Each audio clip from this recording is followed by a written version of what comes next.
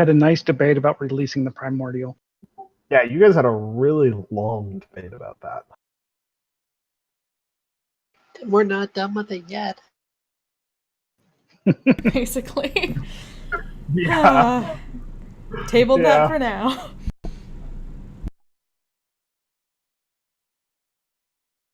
As I recall, the only real outcome from that was that you agreed not to hand it off to Lord Naboon yet.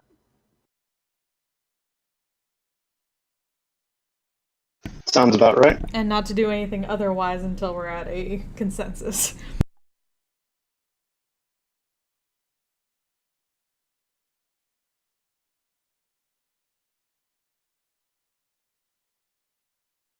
All right. Besides that, you had another debate about what to do with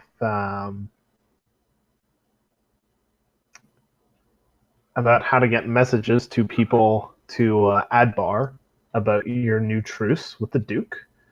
You traveled a bit. You met a caravan full of creepy people in yellow robes.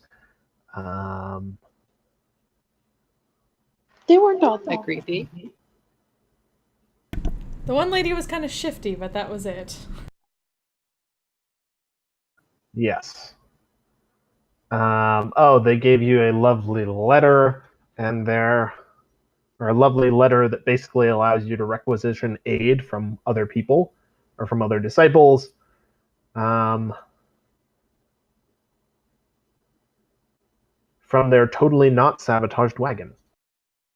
Did I miss anything?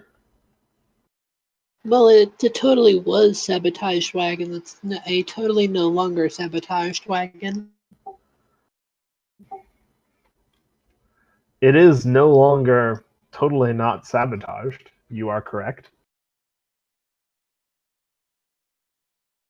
Where exactly at were least they less headed again? sabotage. Sorry? Where was that? They were headed up towards Dead Snows, I believe. They were taking the northern fork on the road.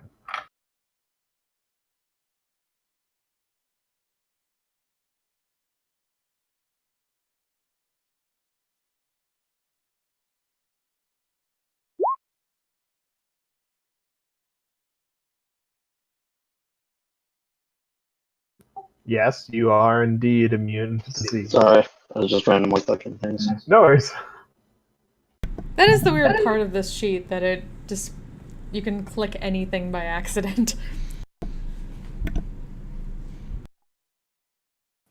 I mean, some of that stuff's nice, but not used enough to make it worth it, the accidental clicking. Mm-hmm. There should be like maybe an option in the options to say turn off all non-essential links.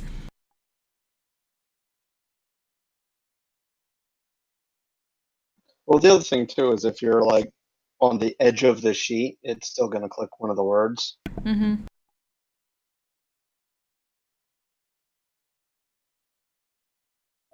All right. So at the moment, we're still heading to Everland, so we can use the thing to get to Mirabar. You were heading towards Everland. So you are at the pink X on the map. You've just woken up. The disciples who you met last night, who gave you that lovely letter, have departed on their way to Dead Snows.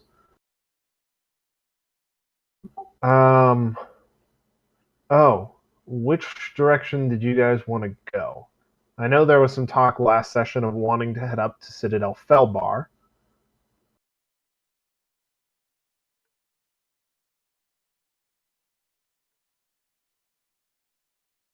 Is that still... If I recall correctly, the discussion was, is there a way we can get a message there without having to go there? I don't recall if we came up with anything. I don't either.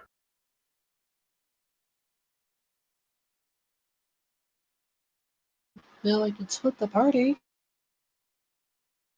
Because that's a great idea. Yep. That always ends well.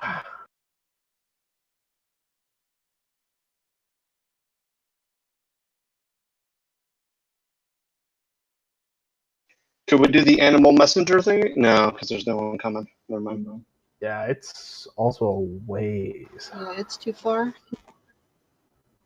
It's just too far. It's 45 miles as the bird flies from you guys.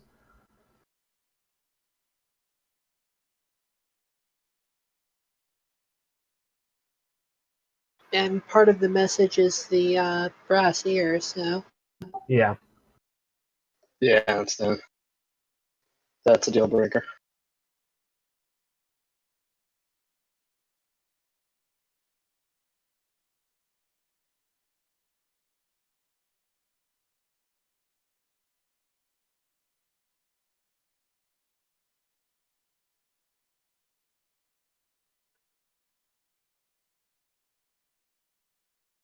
Well, if anything, everyone that we're going to is a hub for that, so we'll at least get a number of them out.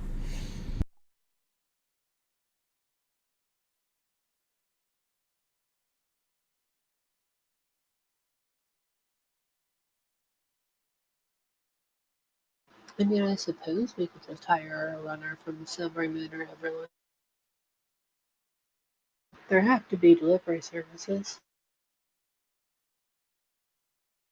I mean, probably not UPS, but there is trade between them. Yeah, I'm sure we can find a guy to pay to do it. Let's check something now.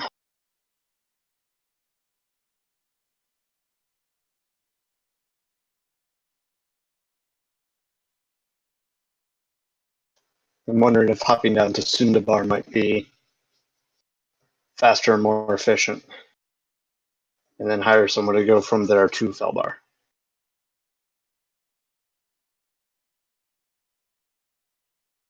Does Sundabar have its own person that we'd want to give one to? Sundabar is wrecked, though. Is that Yeah, right? Sundabar is the one that doesn't have any, basically has no above ground portion of the city anymore. It's entirely dwarves, entirely below ground.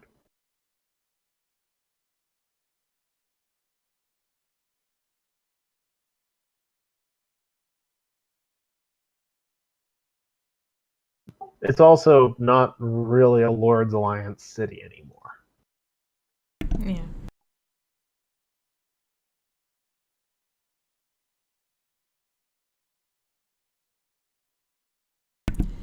I say we just go to Everland. We can skip one or two on the way.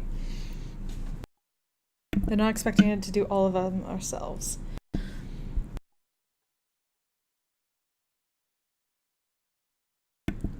We also have other pressing I matters. concur. Yeah, we have things to be getting on with.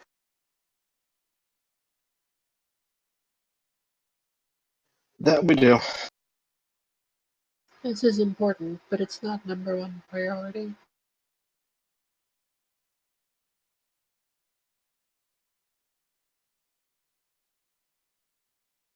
All right, so ignore Felbar in favor of heading to Everland, and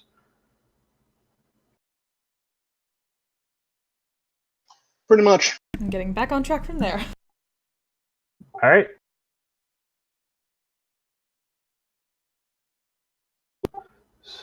So moving. Question is, would going down past Sundabar be a little bit faster, considering Everland is on the bottom there instead of over top by Silvery Moon?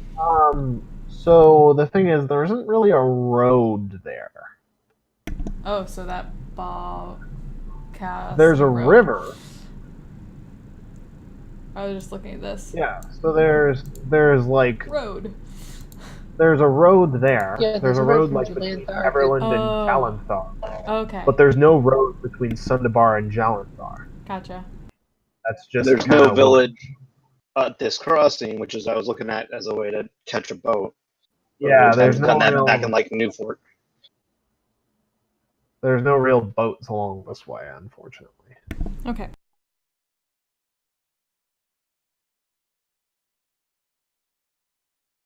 Unless one of y'all's got a folding boat you're not telling us about. Oh yes, Sorry, I darling. keep it where. I'm not the one with one of the fancy bags that carries all this stuff. Are you trying to accuse someone of carrying stuff they wouldn't have mentioned? Have you mentioned everything you're carrying? Have you? We have full Exactly. spellcasters, and you guys can't just summon a boat.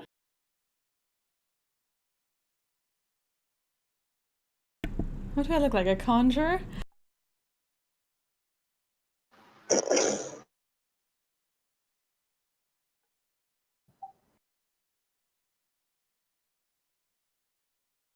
I feel like asking what do I look like, Ink's asking what do I look like questions is just asking for trouble. That depends on what the response is.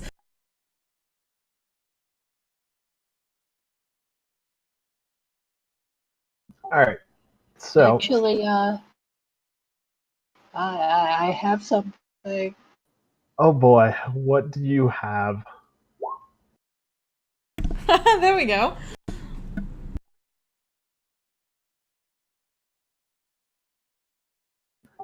You wanna water walk your way down the river? How long is the river and how... Well, I guess we could just go to one edge of it when we needed to recast. Exactly, and I only really have to cast it on, I'm drawing a blank. He's very large. He's our friend. He has a fantastic beard. Harshnag. Harshnag?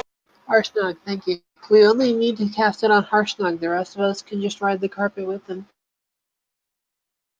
I mean, you can hit up to 10 people per cast, so I could, Yeah. but is there any reason not for us not to ride the carpet? I'd probably end up writing by Kethelo anyway, if it's an option. Yeah, that's fine by me. Up to 10 creatures, I'll hit anyone or anyone's How spell many- that wants it. How many third level slots do you have? Third plus level Ritual. slots. Oh yeah. Ah, So yeah, that would be open terrain. yeah. Stop for snacks. Alright, well, Break every hour is reasonable anyway. yeah.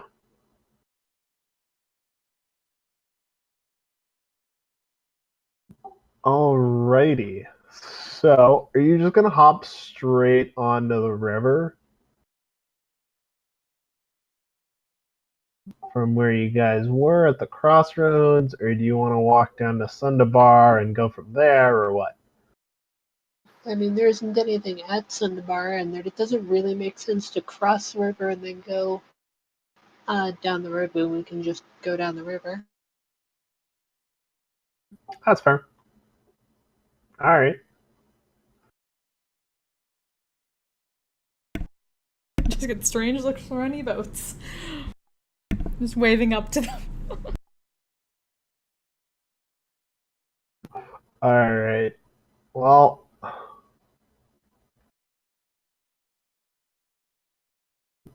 so you can more or less you can follow the river downstream, make it about 40 kilometers downstream.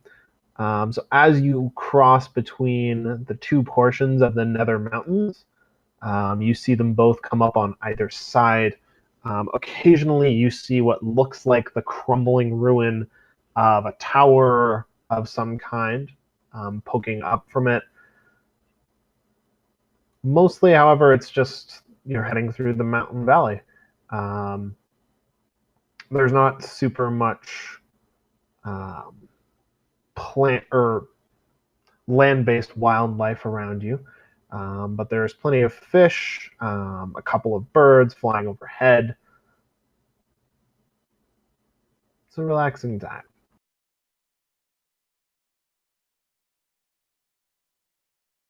Anybody doing anything particularly weird and wonderful on the walk? Inks is taking the carpet and just sunbathing a bit. Okay. Probably messing around some to amuse myself. Not get a sunburn. Ox, you got any nature facts? Not off the top of my head. You should write some of these down. I really should. I'm never prepared for them.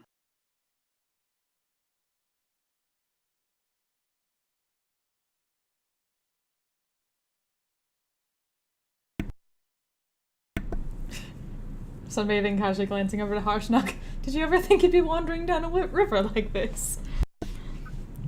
No, I did not. Quite exhilarating, isn't it? It is very wet. I do not know about exhilarating, but it's very wet. You're not getting wet, are you? You're walking on top of the water. It is splashing. River is running, water is splashing, getting all over my boots. He kind of shakes his head a little bit. Oh, no worries. We can fix that afterwards.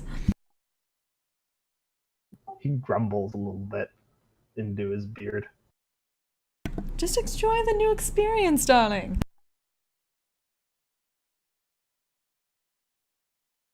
It's something to tell the, family later on. Ha! They will think I am crazy. Wandering over. After the Scald's Tales, possibly not. Wandering over running water like this. Stranger things have happened in this world. Very true.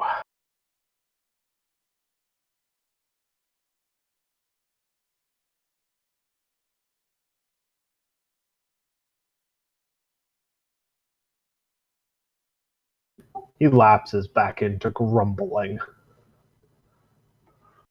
Occasionally you can hear what sounds kind of like a word in giant, but mostly it's muffled by his very fine beard.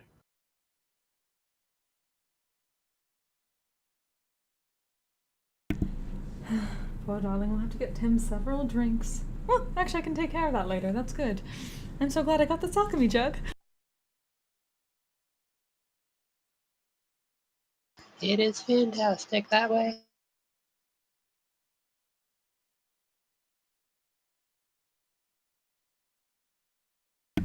How's my Kefalo holding up? Probably doing all right. Wouldn't mind the splashing so much. Although it's probably less sure footing than we originally planned, because, rivers ripple.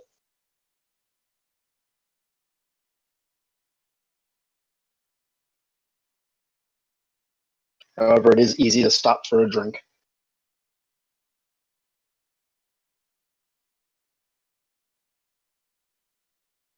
It sure would be. You're on the water. All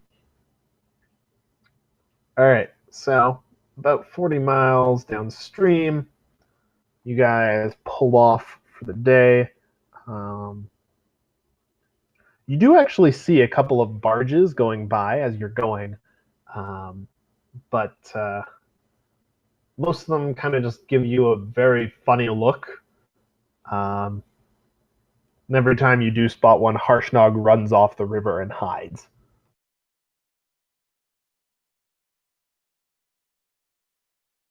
My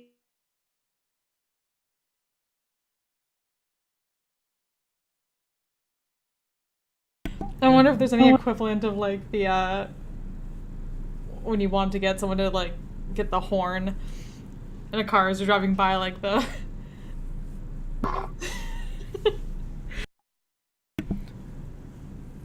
hoping to get like a foghorn or something like that from one of the barges.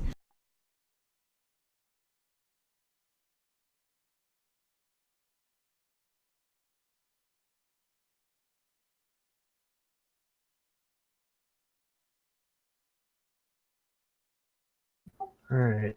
So post distraction and barge dodging, you guys make it to your campsite just fine.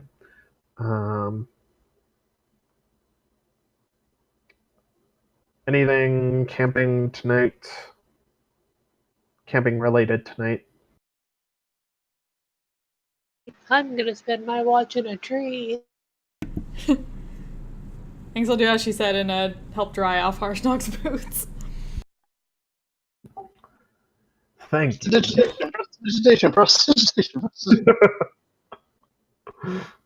You know, a lot of that. I mean, can you do it in the Harshnag shape of has- water? Harshnag has, before you get there, Harshnag has taken his boots out and is literally dumping water out of them.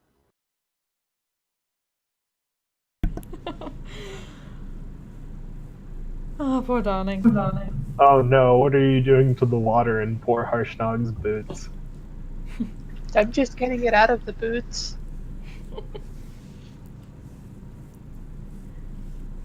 He starts as the water flies out of his boots, narrowly missing his face.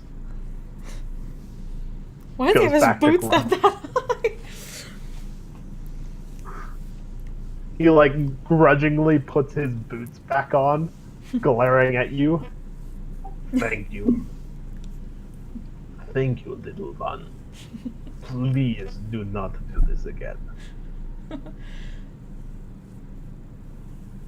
Thinks I'll chuckle slightly at that. Darling, can I see your tankard? I'd like to try out my new toy. Who's Harshnag. who are you? Hmm? He reaches into his giant's bag and pulls out a couple of random things from it before pulling out a very large tankard and handing it to Inks. Yeah, she Make might a not hold on to that strength- for very long. Make a strength check. Oh god. This will be fun.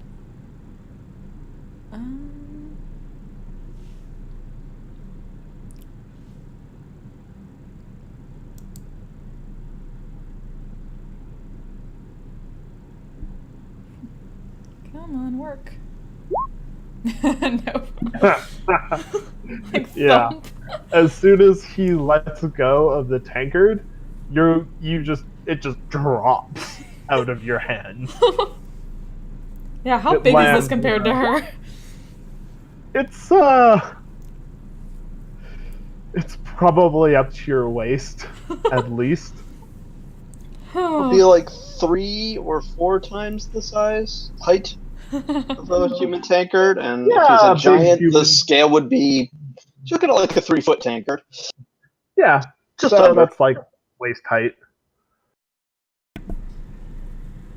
Well, she'll take out her alchemy jug, kind of hold it over the thing, eventually once she brushes herself off. Say, ale please, and then start pouring. He'll probably like the entire thing. Yeah, how much ale can it generate in a day? Is there a limit on it? 4 I gallons. seem to recall there was. Oh. And in actual units, that's like 16 liters? Give or A take. bit less. Probably 15, closer. Gallons, like 3.8. So... yeah, we'll say that's about enough to fill it. I don't really want to do volume calculations right now, so we'll say that's enough to fill it. Harshnag looks inquisitively at it, takes a cautious sip. This is good ale. I like it. Wonderful. I was hoping it would be really good. Otherwise, I'd have to adjust it slightly. But good to know I don't need to. This magic of yours is not completely crazy. I do try. Adriel, as for remembering about Bahamut temples, there would definitely be one in Everland. Jalanthar is a pretty small village, actually. Ah, So there would probably not be one there. okay. There would probably be like a multi one of those multi-god temples that are kind of prevalent around here, but nothing specific to Bahamut. Okay.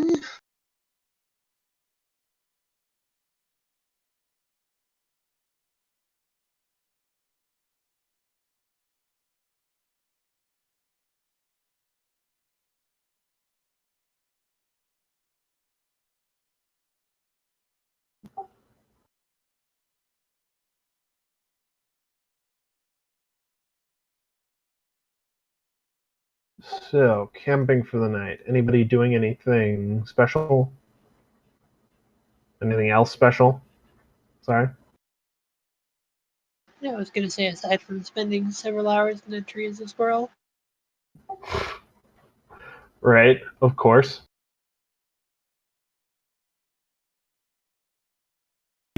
Yep, just practicing our instrument a little bit, probably.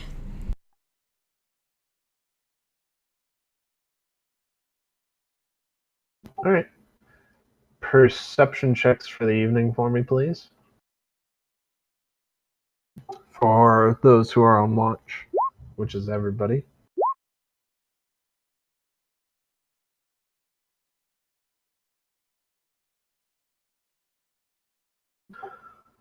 Syl, with your sharp squirrel eyes, and Ox too, actually, with your sharp squirrel and metal eyes, you guys spot a familiar looking crow raven flying shape at a couple points during the night. Looks similar to those freaky undead crow things that were following you when you left Silvery Moon. They don't stay long, but they do overfly a couple times during the night. The rest of you, Adriel, you spot an owl hunting a rabbit. Ox, you spotted the thing. Rich, you see a couple of mice scurrying away from another owl. Inks, you see nothing. The night is peaceful. Yeah, what are your eyes, Ox? You know, some things are best not considered. No, but I'm kind of considering it now. Are they like gemstones? Are they metallic? Are they...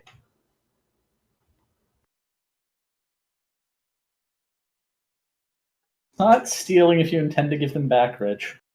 I mean, you're right. I think that's still stealing, technically.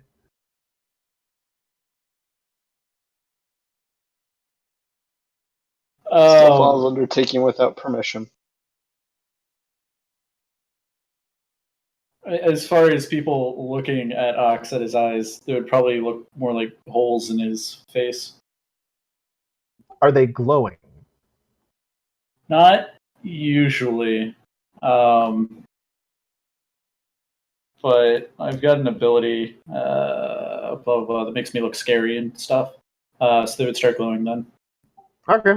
Hour of Reaping. That's what it is. Right. That's the one. Have you ever used that? I think I tried using it once against the Orogs. That didn't work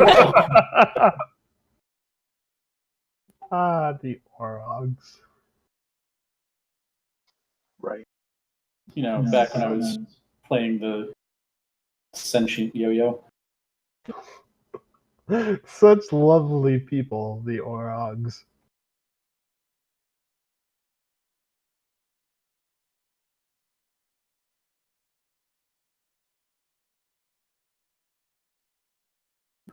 All right. Now that we've settled the mystery of whose eyes Ox stole, y'all wake up in the morning. Only Syl and Ox saw the creepy undead flying crows. I would mention this. That is good. Now everybody knows that you saw creepy undead flying crows last night. Why am I not surprised?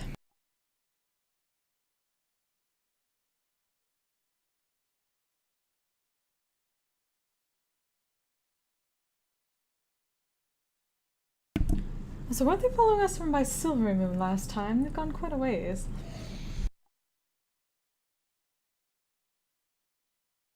Maybe they've expanded their range. I don't recall them being. Yeah, we didn't go this way though. We don't know. This isn't the way that anyone normally goes, I would assume. No, it is not.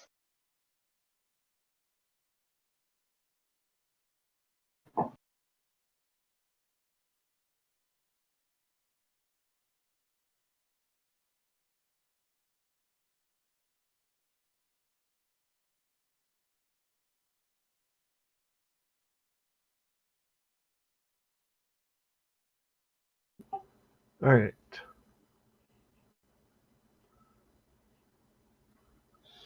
So, y'all can keep going straight along the road. Bit before noon, say 11 or so, you reach the lovely village of Jalanthar. So Jalanthar is it's a pretty small village, primarily stone cottages, wood roofs type of deal. A lot of them are half buried as well.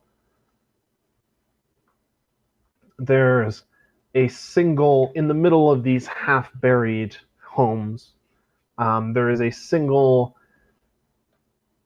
what looks like a keep, but it's very poorly built, sitting in the middle of all of them.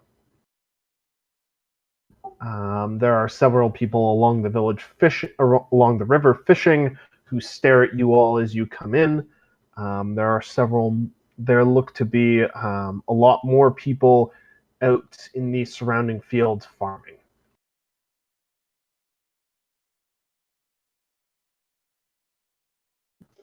Are You guys- they? Sorry, are they more armed than I would expect them to be? How well armed do you expect them to be? Well, this is orc country, so. Yeah, more or less.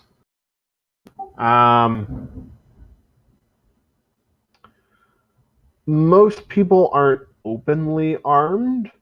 Make a perception check. Real quick.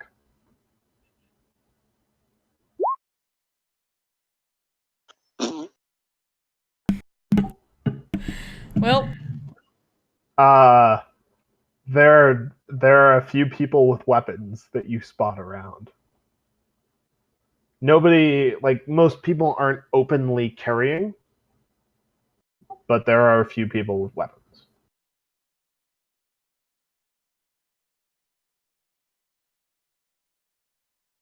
That's kind of what I would have expected. I'm just wondering if there's basically been recent trouble here or not. And what is Harshnag doing? Harshnag would probably have hopped off the river a little while ago, and he'd just be most likely he'd just hop off the other side of the river and kind of loop around towards the road. Stay out of sight as much as he can. Okay.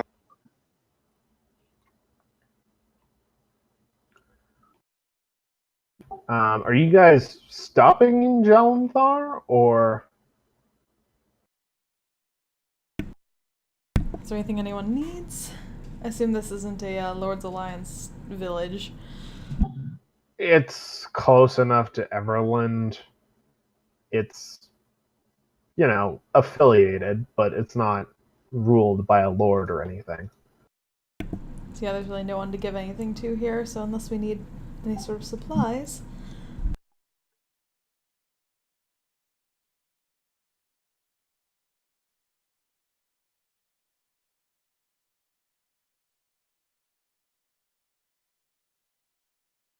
We clearly need another alchemy jug for the rest of the party. I feel the odds of them having one for sale are pretty low, though. That Probably. would probably be in Everland.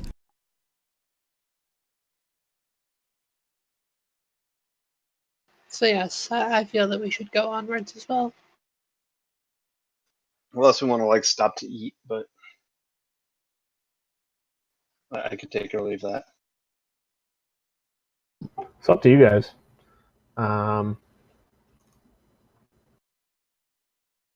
Yeah, you are unlikely to find a jug of alchemy in a town this size.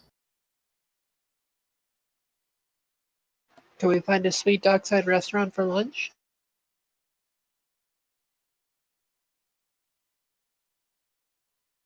It is a village. There is a single inn in the whole place, and it's that ugly, not well built keep in the middle of town.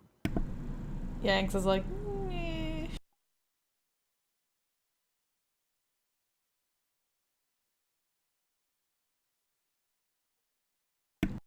Moving on then. We probably stepped on what they would have caught.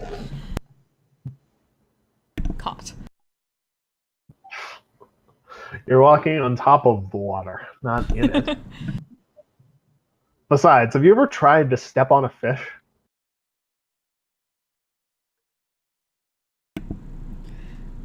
I would hope you haven't. When it's out of the water, yes. When they're in water. Trust me, it does not work very well. I was gonna say I've tried to grab fish, and that's Why are you really trying to damn step hard on with fish, you hands. monster? Grabbing it wasn't working.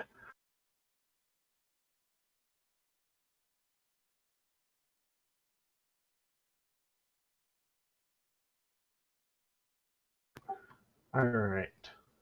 So, moving right along from the question of why I was trying to step on fish, you guys can probably make another 25k or so down the road. Down the road out of Jalanthar before the sun begins to set.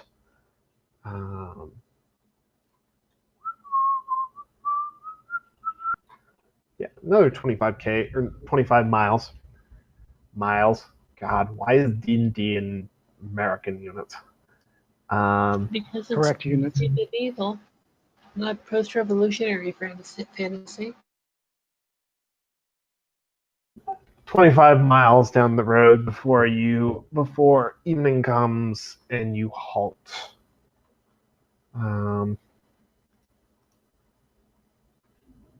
Anything special tonight, or same old? I think that it might make more sense to keep my watch as an owl thinking about it, Okay. being that, at night, owl eyes, all that good stuff. Right. No, that makes sense. All right, you can keep watch as an owl.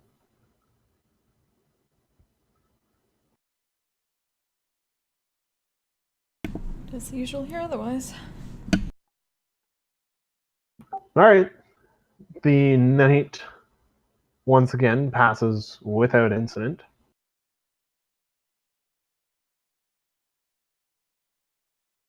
So as you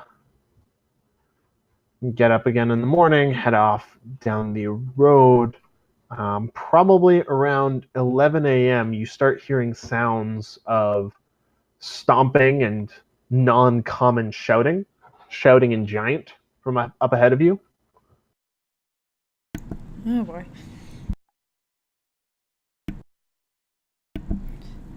Do you hear that, Harshnag? Someone is very angry. About anything in particular? Something about territory? Some of them are hill giants. It is very hard to understand them.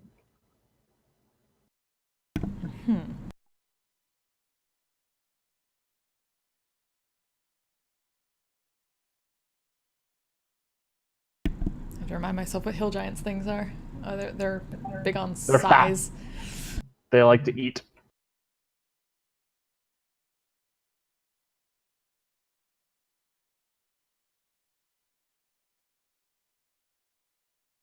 I like to eat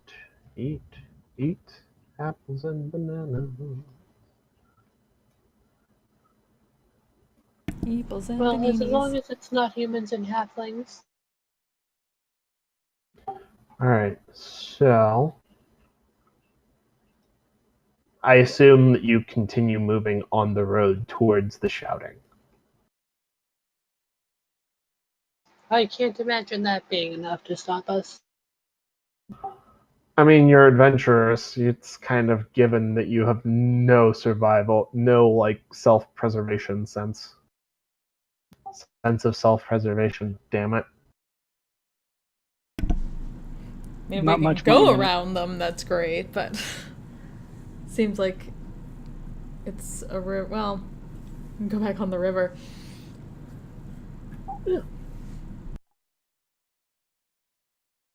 It's true, we could bypass them on the river. I'm gonna drop you guys on here so you can see instead of me describing. But so there are ahead of you. There is a fire giant accompanied by a set of orogs and a few hobgoblins, arguing with a pair of hill giants, who also have some hobgoblins and a set of orogs. They're just off to the side of the road. There's enough rocky cover around that you could try and sneak past them. The giants themselves are pretty absorbed in shouting at each other. Can we tell what the argument's about, or ask Harshnag what the argument's about?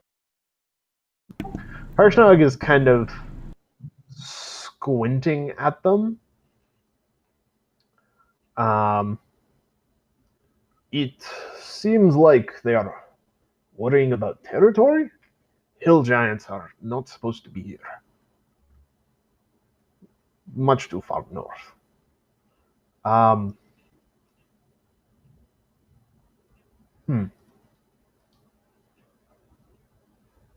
To be fair, a lot of giants are doing odd things for whatever happened after the ordning. Hill giants are trying to eat things up here. Fire giant does not want them eating things. Sounds as if he's heard about the Duke's command. What do you mean by things? Oh, Anything. I think you know. They're hill giants. They will eat anything.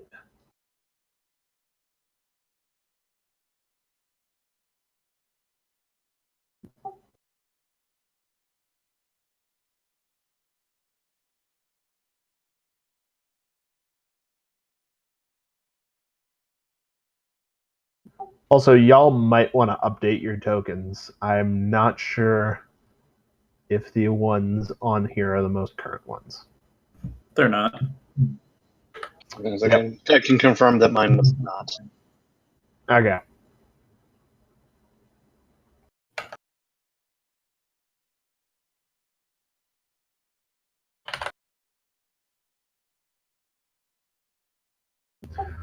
So, the fire giant plus hill giants are continuing to shout at each other.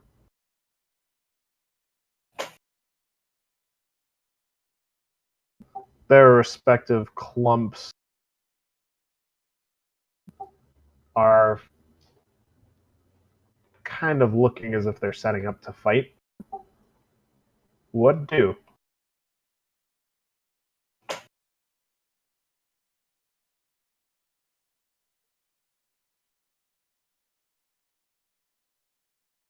How close is this to Everland?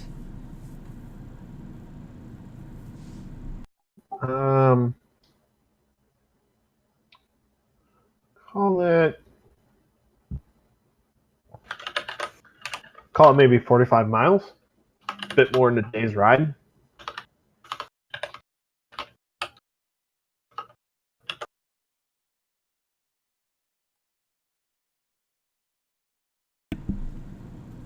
Well, technically, in this scenario, one of them, these are supposed to be our allies, at least for the moment. And the others will probably try to mess with Everland. Possibly. If they win.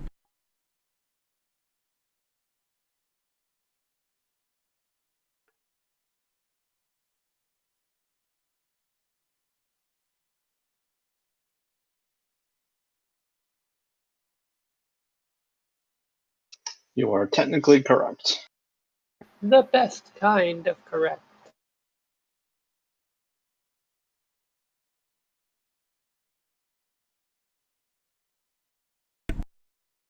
So the question is, do we just leave it be, or do we... My worry is if we do try and get involved, if the fire giants don't already know what we're doing. They said they seemed to at least hear from the Duke. Seemed. The Duke, it sounds like the Duke has just told them something about peace around here. That he wants peace for now.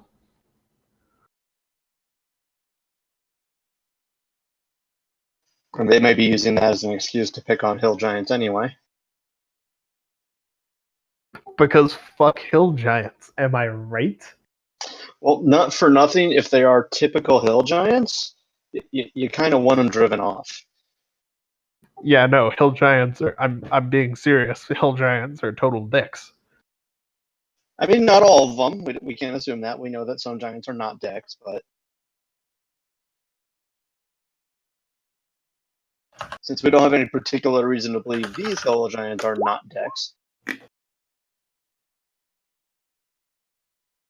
it's a risk we have to consider as well.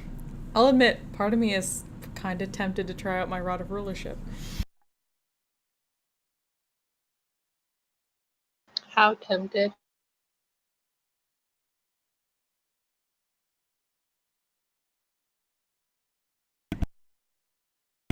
About as tempted as saying that if we decide to get involved in this, that's the first thing she's doing.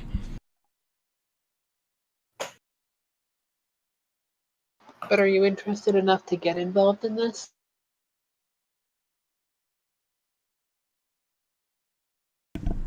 That is the question, isn't it? It's been a bit quiet lately.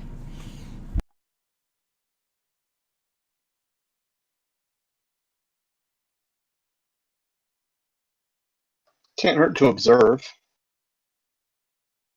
Or at least it probably won't hurt to observe. I shouldn't say can. This is true.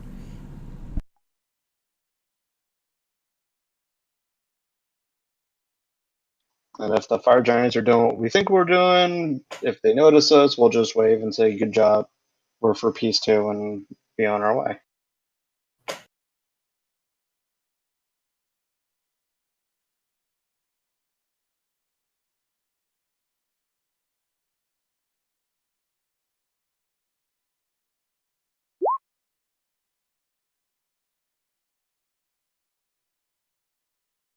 I cannot help but think that the rolling of initiative does not bode well. Oh yeah, no. One of the hill giants totally just threw a rock at one of the fire giants. That is why I am rolling initiative for all of them. So, not all hill giants, but definitely these hill giants.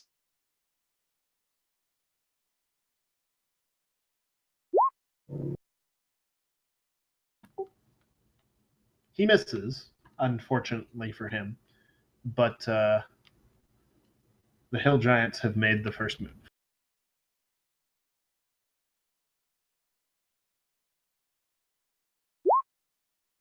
A strange game, giant rock throwing. The only winning move is not to play. Indeed.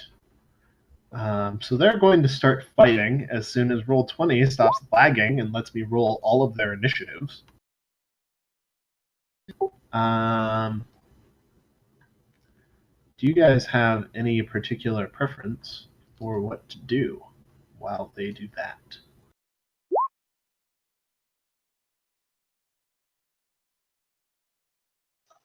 Stand in cover and watch seems to make sense to me. Mm-hmm. Yeah, not a bad idea. We are very broadly on the side of the fire giants, though. Yeah, but very broadly.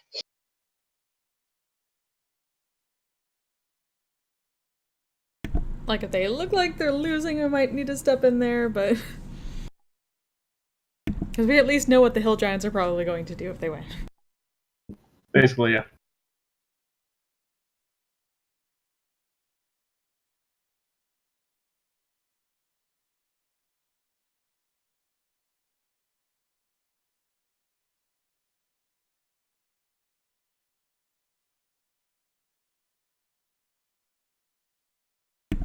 If fire giants give us any shit for coming in later, they're like, I thought that was your pride. We didn't want to jump in if we didn't have to. Yeah, we didn't want to imply that they were incompetent or weak. Ooh, yeah. Far be it. Alright. So the hobgoblins are kind of gonna...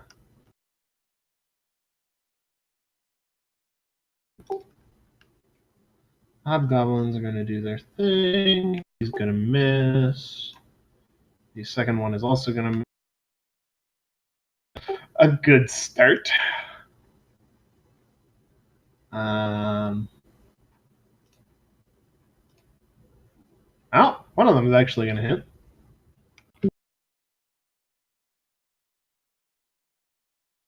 Alright. So, Hobgoblin captains, Brown 1 and Brown 2 are going to move up. Blue 1 and Blue 2 are going to move up. Brown 2 is actually going to hit this guy. Jesus fucking Christ. For 18 damage as soon as Roll20 stops lagging.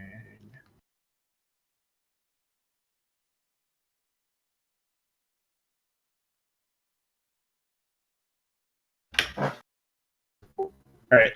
I'm just going to run through their turns. Do you guys actually want to join in the fight, or...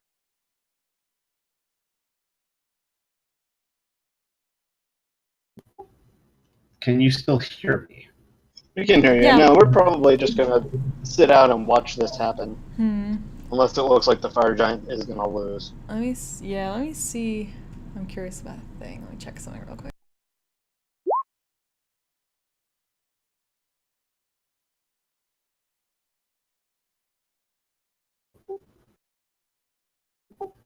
Alright. It was only the one fire giant, right? Yeah, one fire giant gets to it. Yeah, a bit too far away to do anything at the moment. If the fire giant looks like he's in trouble, we'll probably assist. Because if it's just if he gets knocked out, even if his hobgoblins win, that's not good.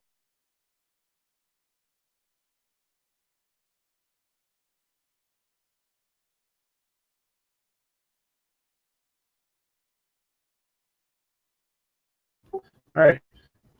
So, fight. I don't really want to do this turn by turn. So, the fight looks about even. A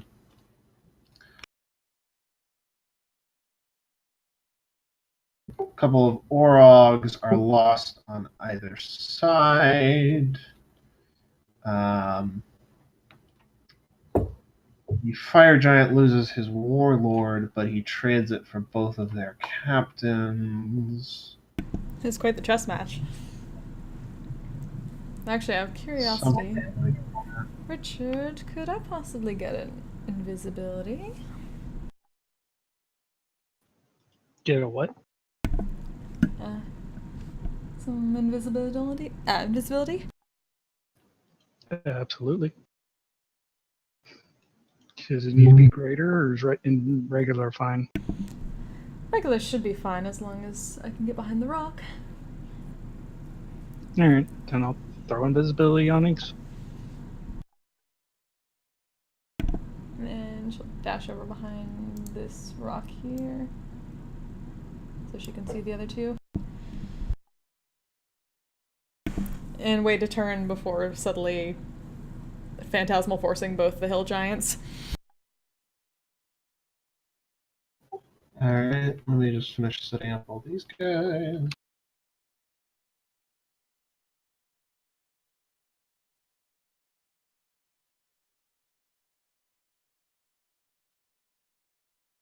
So I heard Phantasmal force the hill giants. So they're gonna roll a pair of 4s on their intelligence saves. So they are both Phantasmal forced. What do they see? So they're gonna have a bunch of other fire giants come up from behind them and try to grapple them. Oh no.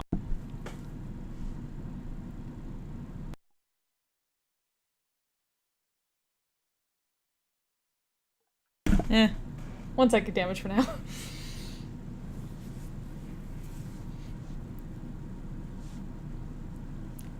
They both Sticking into them. twinge from a slight headache, but they turn around and see more fire giants coming. Their reactions are along the lines of, "Ah! Oh shit!"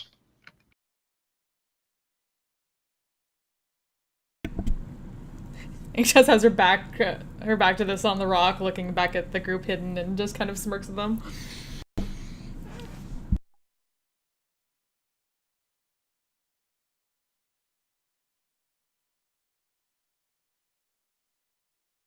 Alright, are you actually planning on taking an active role in the fight, or? She's just holding that for now, because that at least keeps her hidden, so they don't know where it came from. Right. At the moment, they don't even know that there's a that. Exactly.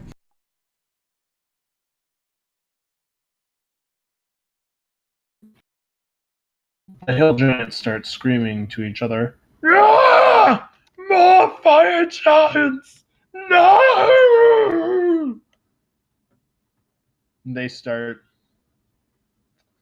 running off backwards into the fire giants, smashing about with their clubs.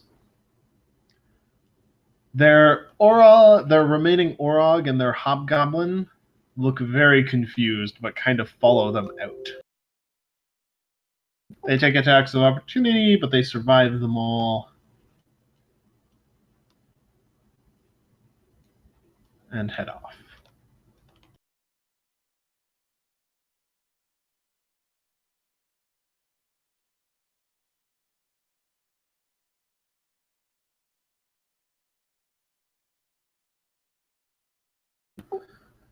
Your remaining fire giant is pretty damn bloodied, actually.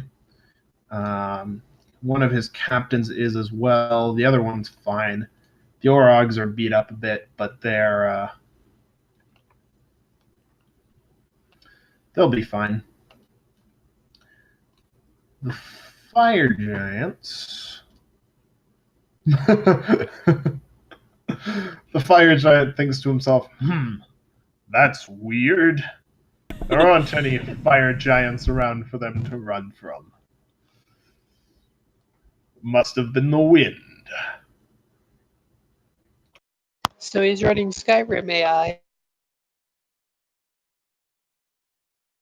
Something like that, apparently.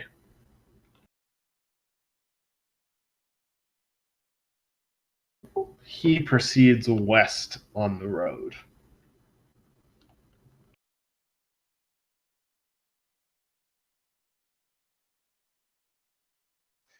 Well, all right then. It's been a while. Oh,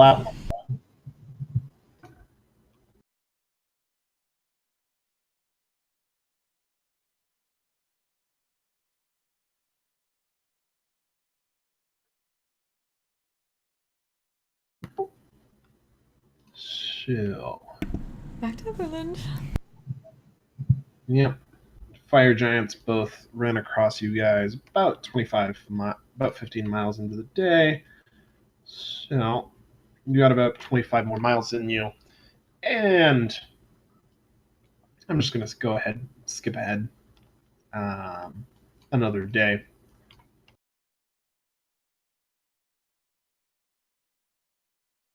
And drop you guys straight at Everland. So, you guys come back up on Everland with the familiar skyline ahead and walls ahead of you.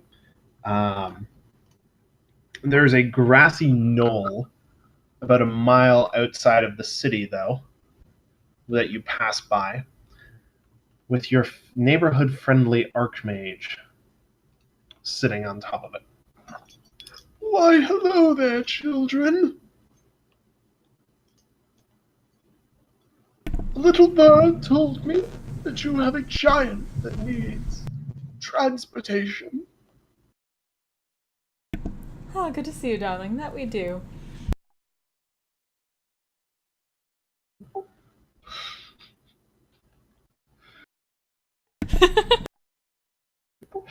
Different kind of knoll.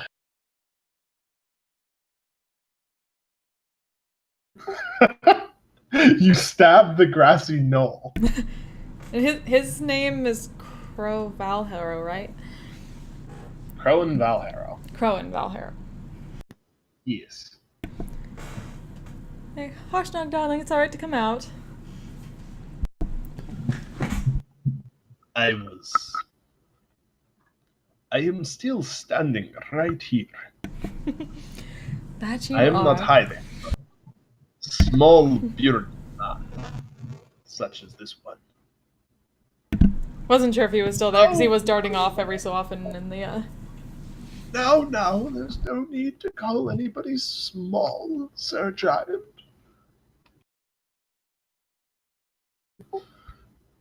Now, Little, yes, but. I'm told you have need of getting to Mirabar, is that correct? Or Waterdeep and Mirabar? Mirabar. Mirabar. I see. Well, I happen to have this, well, we'll have to get you through the circle somehow. Have you ever flown using a spell before, Sir Giant? Yes. Well, one moment then. Valharrow pulls a wand out, gives it a quick swish and flick, and mutters an incantation, Wingardium Leviosa. and Harshnag turns invisible. I was wondering if they're going to do that first or second. Or just have a giant flying town. Is the flight portion working as well? Ah, I forgot you cannot see me nodding. Yes. It is on top of tower still? Yes. You hear a whoosh of air overhead as Harshnag flies away. We'll meet you there, darling. Very convenient wand. Invisible flight. Last used it must have been a decade ago. You don't happen to have an extra one, do you? It is quite interesting. Unfortunately not. It's just the one. Not too many charges left in it nowadays anyways. I used it for my own adventuring party. Many years ago. Well, we very much appreciate the assistance. Oh, not a problem. I'm told you have some urgent errand to complete regarding a certain primordial and a certain giant situation. I would hate to take you away from doing that as fast as you can. Speaking of, there were some giants I heard out east. What happened with them, if you don't mind me asking? We saw two groups, one led by a fire giant, the other led by hill giants. They fought. The fire giant seems to win, but the hill giants didn't get killed, so. And she just shrugs. Oh! Where was this? East along the road. Oh. Well, we shouldn't have giants that close to the city. I'll report it to the Lord. Make sure he knows. Speaking no, I of which, was- we may actually have something to give to the Lord as well. Yes, I was more referring to the fire giants further east, near Adbar. Yes, Lord that. Abul implied to us that you were doing something with them, or about them. What happened? We prevented a battle and hopefully acquired the means to prevent any recurrence. How so? The Duke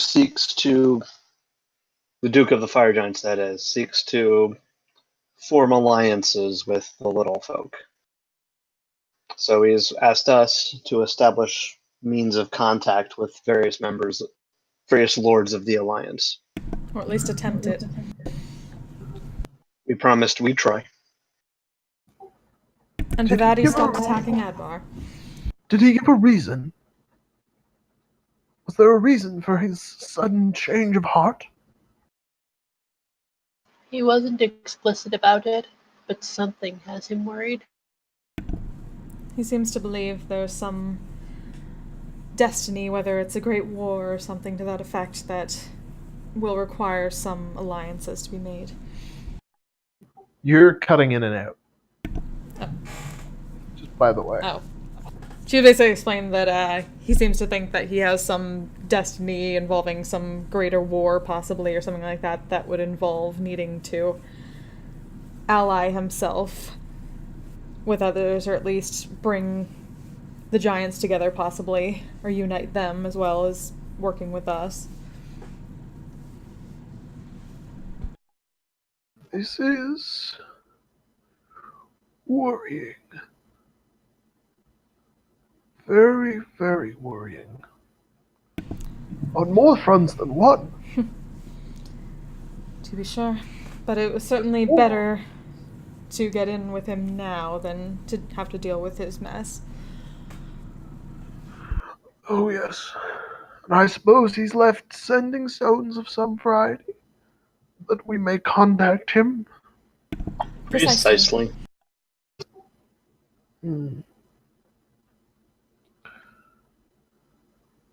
Well, if you'll pass one to me, I'll hand one off to the Lord of Everland. I don't like this, though. Certainly it was not our first expected idea to go through with this, but what keeps peace for now?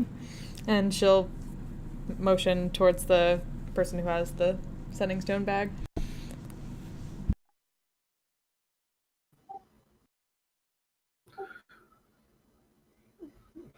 Valhara will take one gingerly. His eyes light up briefly as he casts Detect Magic on the stone. Very well. Come, let us walk and talk a bit more. Certainly. He turns and begins striding back into the city. You realize what the inevitable consequence of peace with the giants will be, don't you? what he likely wants. Quite possibly.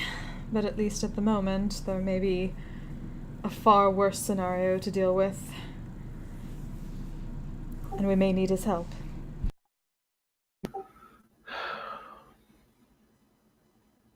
We will see.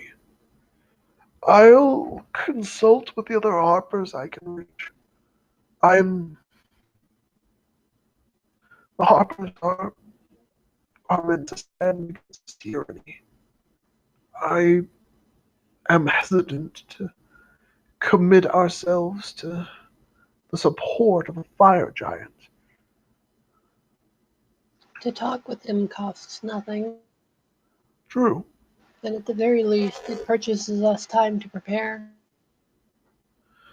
Also true.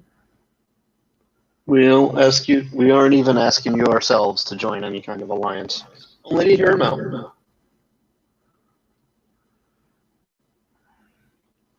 The Lord must hear him out. I will consult the Harpers. I will advise him as best I can. Thank you.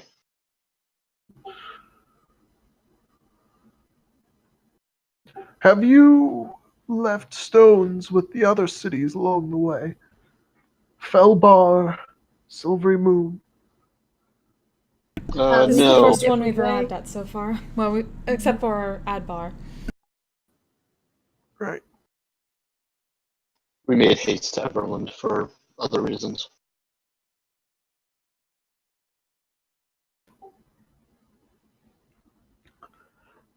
Are you...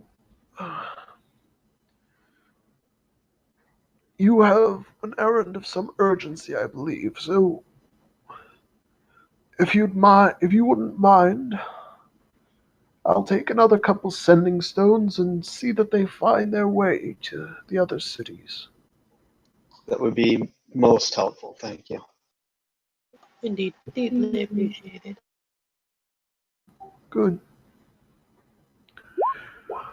Would you like Just to making stay sure the he's being true night? about that. Yeah, he's being true. He's not Okay. happy about this whole thing. Well, Like, neither are we, he's- technically. He's pretty unhappy at the idea of, like, alliance and talking with a fire giant, but Again, most of us aren't really happy about it either. yeah. We're just dealing with it. We just like it better than the idea of fighting them, so. Fair. Has he heard anything from Lord Naboon or anything about what we talked about with the Yellow King as a potential war?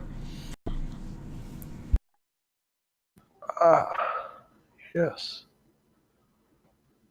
There is... I have some old texts from the Library of Graven Hollow that support this idea. It is strange, though. The stars being right is not supposed to happen for centuries more. Well, if this is the war, some great destiny that the Do, fire landlord is giants talking live? about, then we have bigger problems. Giants live a couple centuries, at least. I think the youngest of them live or the shortest lived are like 300. Some of the older ones can go up to like 800-900 Right. years. A few centuries out is not that long.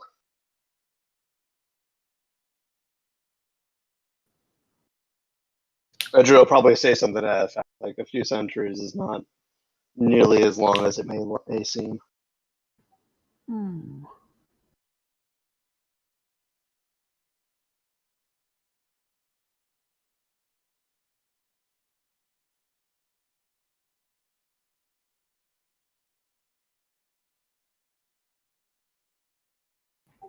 We shall see. I shall continue researching, though I fear that my that I may not be able to much longer. At least not here. Have the Evermores gotten that bad? Sorry? Asking if the Evermores have gotten that bad. They have. Had you gone in through Silvery Moon, you would have seen that most of miles around, they've scorched the ground. They're cutting back the silver wood so that they can see the undead better. That is a shame. I see the need, but Scouts are pushing again. Beginning undead scout parties are pushing against the walls of Everland once or twice a week now. Nesme has fallen. The other cities are under siege.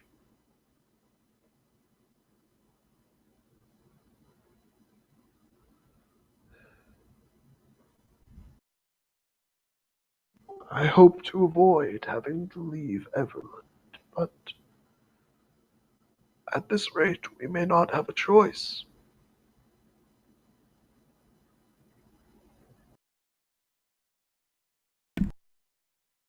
Has there been any talk about how to push them back at all?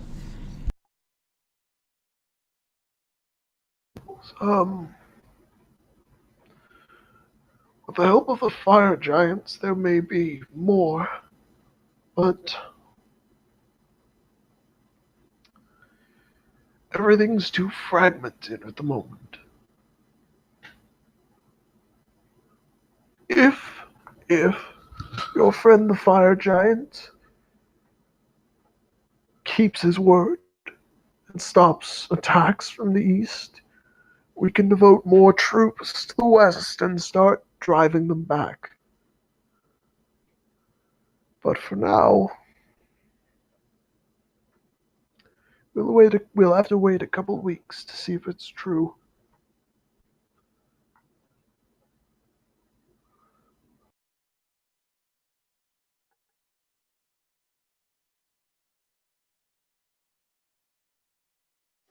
best of luck to you. If our immediate errand is successful, it will relieve a lot of the pressure from the giant end. Let us hope so.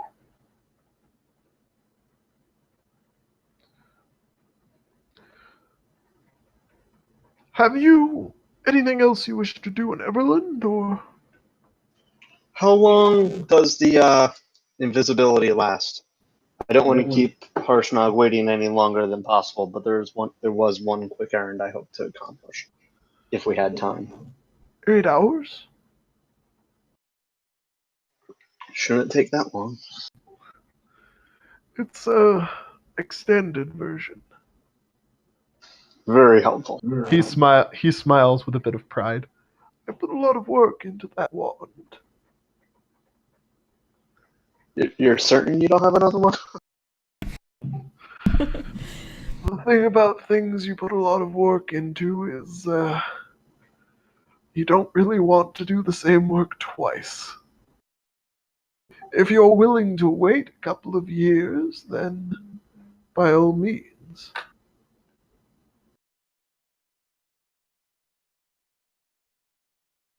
It is certainly doing the job now, and that's the best we can hope for. Thank you.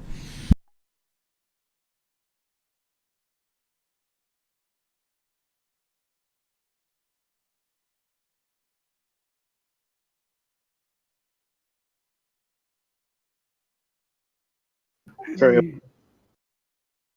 Do I you suppose we have to get in town. You're coming up on the gates right now. You've been chatting with him for long enough. It doesn't take you that long to walk a mile. Right.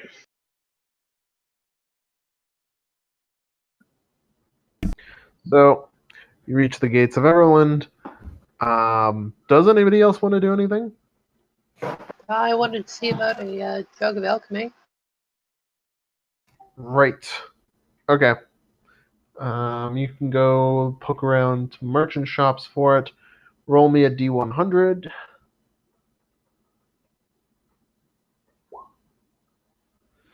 You do not find one, unfortunately. Well, I Some tried. well-meaning folk, however, tells you, "Hey, you should look in Mirabar. Mirabar, they got the best jugs of alchemy out there. They are sweet.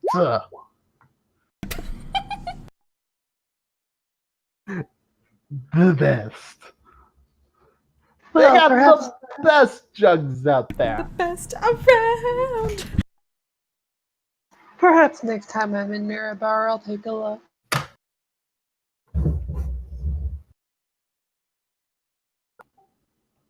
I feel ya. It's hard to get to Mirabar these days. All those damn undead around, clogging up our roads, coming in, trying to come into our cities.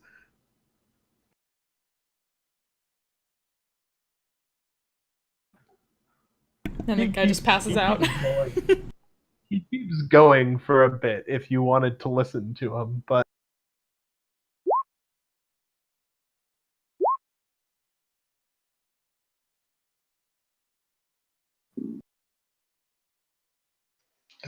Everland has merchants from New Jersey.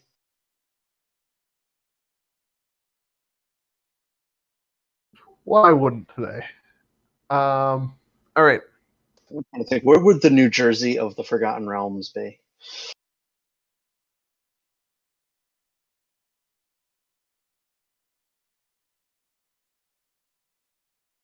Honestly, probably Yartar. Everything is legal in Yartar. Yeah. No, that's more of a Las Vegas thing. I was going to say, wouldn't it just be the Underdark? Yeah. I was thinking Luskin. Damn. Yeah, Luskin. Luskin to me is more Maryland, but yeah. Yeah, Luskin's kind of half destroyed. Well, you know, Jersey. So you see the analogy with Jersey.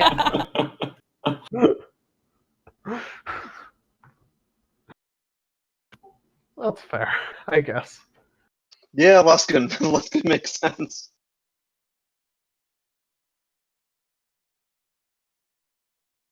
Alrighty then. So yeah, this guy's Luskanian, a merchant from Luskin.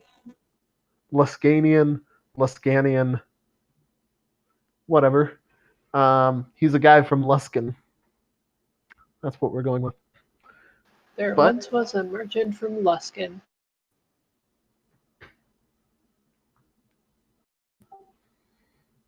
There once was a man from Nantucket. Alright, so temple-wise, you can find the Temple of Bahamut pretty easily. It's built out of granite, and it has a very large platinum emblem emblazoned upon the front door. You can go in. There are similar trappings within, a few banners, several knights drilling in a courtyard within, and a few priests, some of them younger, sweeping up and cleaning and tending to a few petitioners, some of them older, overseeing things. As they spot, where do you keep your holy symbol? Is it It's on my your shield? buckler. Yeah, it's on the shield. Buckler. Okay. So as they spot your shield as you enter, the priests give you nods of respect and mutter greetings to you. Right. I do whatever entry rituals there are, foot washing or whatever. And then I think I'm gonna go meditate for like 10 or 15 minutes first before I do anything else. After that, though, I am gonna go talk to a priest. Okay. Are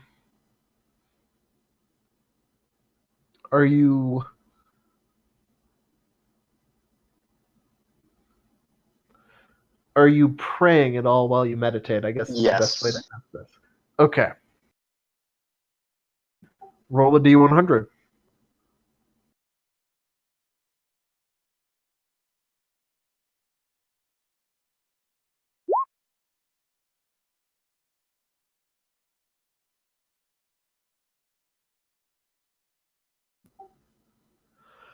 You get a feeling of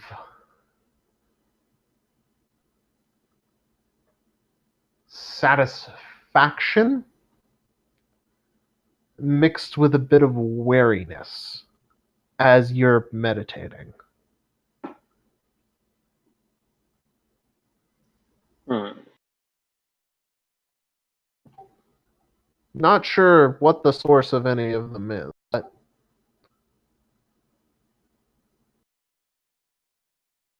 Yeah. you can make a guess. After I'm satisfied that I've achieved the level of tranquility I'm going to achieve, I'll look up one of the older priests.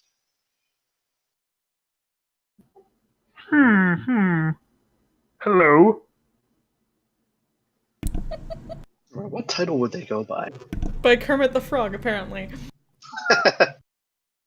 I wasn't meant to come out quite so Kermit-like, but I'm gonna go with it. Lizard, amphibian, close enough. Suppose you'd be an eminence. Your eminence? I have a request to make. And what requests might that be? There's a moral question that I'm struggling with, and I was hoping for assistance in resolving. I will aid as best I can. Ask your question. Got a little Yoda in there too. So my companions and I, have acquired through means a bottle containing an entity. We're moderately certain of what the entity is, and if it is what we think it is, it was an enemy of the gods. The question now is what to do with it, whether it is right to release it or to leave it contained.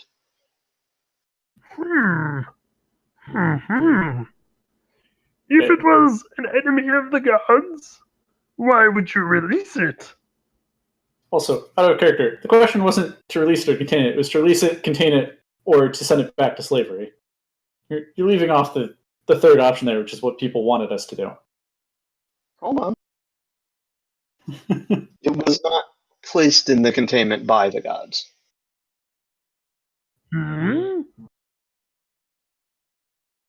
Then who did contain it? If I remember correctly, the dwarves of Gauntlgrim.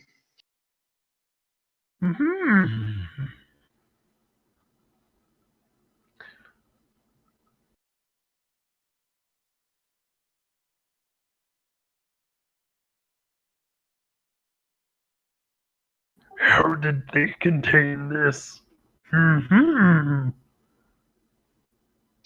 That'll get a shrug, because I don't think Edriel actually knows how they pulled that off. As far as I know, the gods didn't contain it. It just kind of was like, I'm not gonna study more no more, and went to sleep. Basically, yeah. Out of character, yeah, that's basically what it did. Kind of like, I'm gonna take my primordial powers and go home. Or go to sleep and then. It didn't go home. It stayed on the material plane. Yeah, you said we knew it because we researched the history. Yeah. Yeah. Yeah, you know at least that it went to sleep and then they basically, I guess, snuck up on it while it was sleeping and contained it. Yeah, it's like, I don't know if we know that story. Like, it was asleep and suddenly it was in a bottle. Like, wait a minute. What the fuck? That's basically what they did. There was an elaborate ritual and stuff that they did as well. But ultimately it boils down to the dwarves snuck up on it while it was sleeping and did some magic shit. Right. Which Adriel wouldn't have understood if she was there. Let alone through the histories.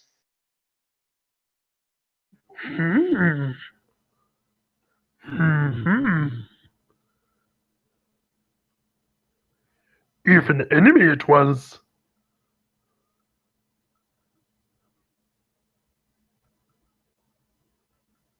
Hmm.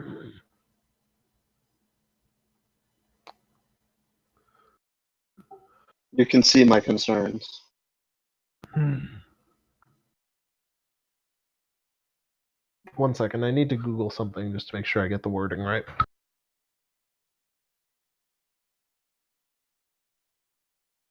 Oh yeah, deep moral quandary dance.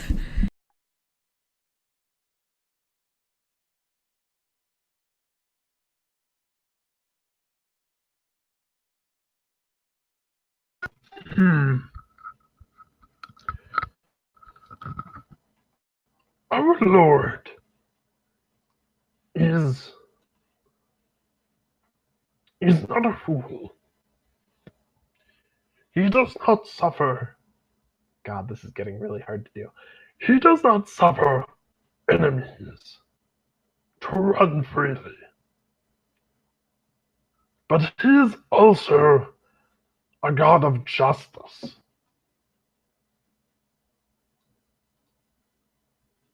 If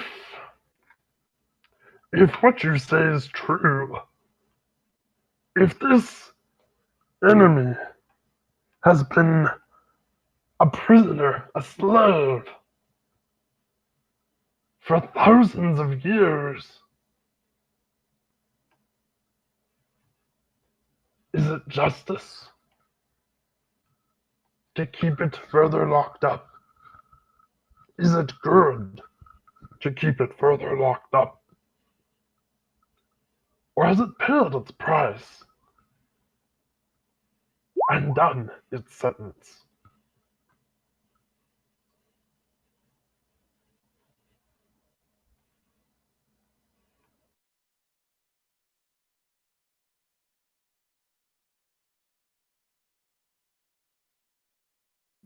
You say that even in the olden days, this enemy tired of fighting and wished to leave it behind.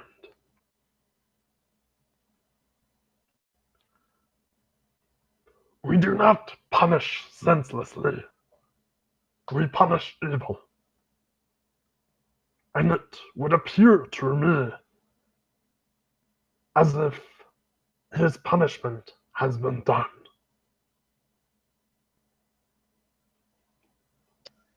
Thank you, Your Eminence. I will meditate on this. I would caveat, however, that you should not be foolish in letting him go. That is the other issue, but we have a plan for addressing that.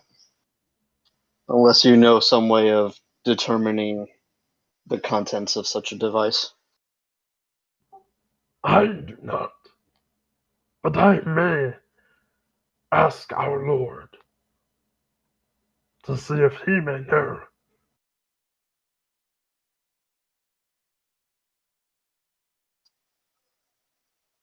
It will take a few minutes if you wish to wait. I will wait.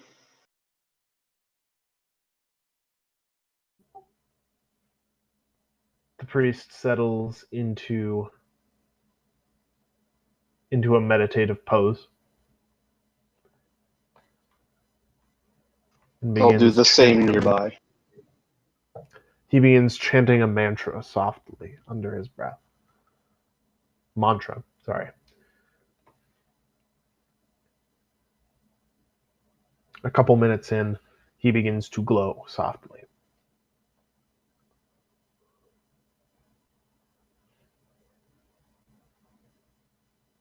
A couple minutes later, the glow ends. He sags a little bit, as if exhausted, but props himself up on one arm, and looks at you. Mhm.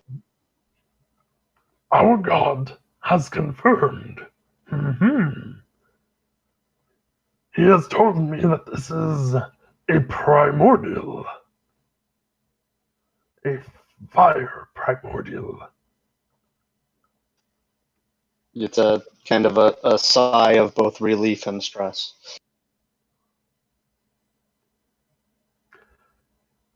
I must again ask you, be careful with this primordial of yours. Be wise and be just above all else.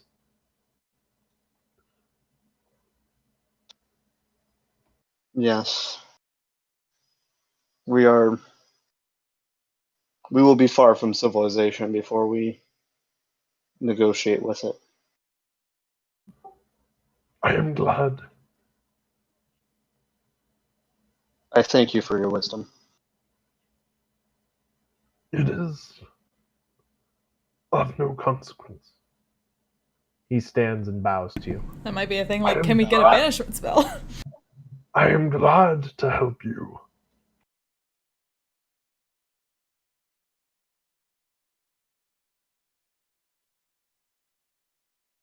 Would Edriel think to ask for a banishment scroll? I don't know.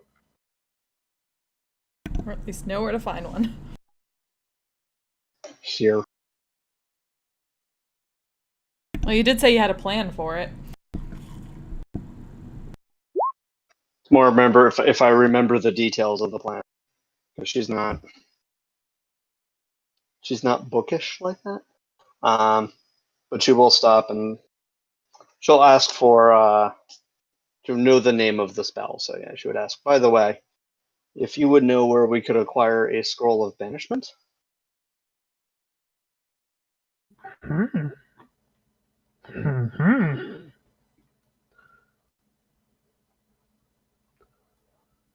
One moment. I will check to see if we have one. Bow again.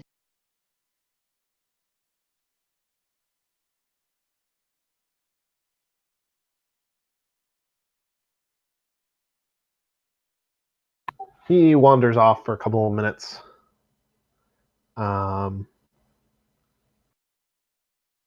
Returns back.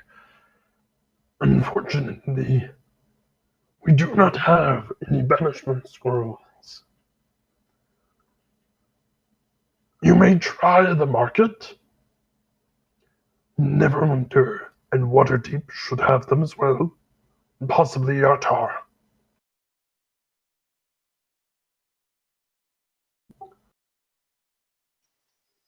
Thank you for checking.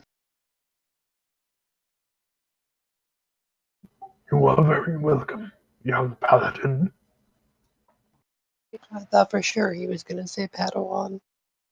I think I'm a little past that rank. Yeah, you're like level 9. You're a knight. At least a 9. I'm on the council, but not a master, and upset about it. Take a seat, young Skywalker. On the way out, I will leave a donation of like 100 gold. Much appreciated. Please look, I didn't just unload my 4,000 copper pieces on him. Here, this is a lot of money, Be right? Make it guy. rain! Be that guy who pays his tithes entirely in copper pieces. It's like, what? They're 40 50 to a gold. pound. It's worth 40 gold. I'm trying to think of the weight of that many copper pieces, though. Find every wishing well you can. It's like 90 pounds of gold of copper. You could find like a money changer or something. Which I probably should if Something we're not in a less huge hurry. absurd. 80 pounds according to our character sheets. Yeah. I'm going to convert some of my money up because these are ridiculous numbers. Probably a good idea.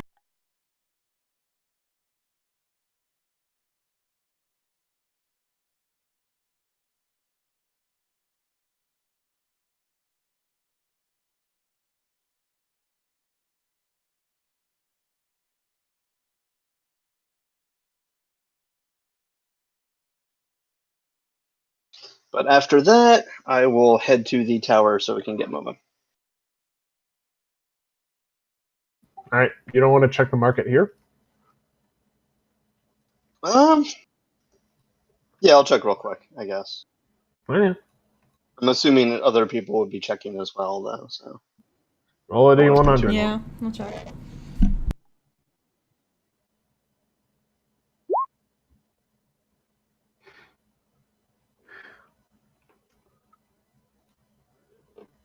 All right. Let me just check rarity on scrolls for 1 sec. It would be rare. Yeah, it's like a level 2? Level It's 3? a Level fourth 4. level Fourth spell. level. Oh. Yeah. So it would be a rare scroll. Okay. So yeah, you do in fact find a scroll of banishment in the market when you go looking. So that would run you. The guy's asking for 2,000.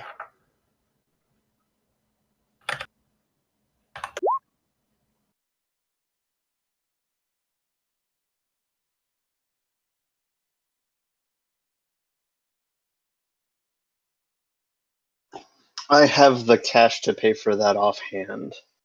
I'll collect from people later.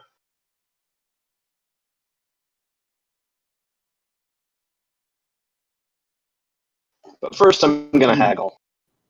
Yeah, I was about to say, are you just gonna pay asking price? Yeah, seriously. All right. What's your first offer?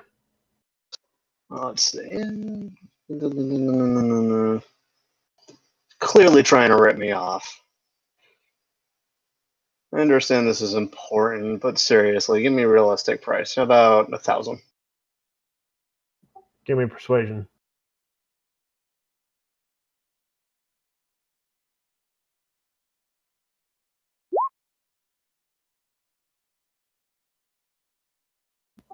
He offers 1,700 in return.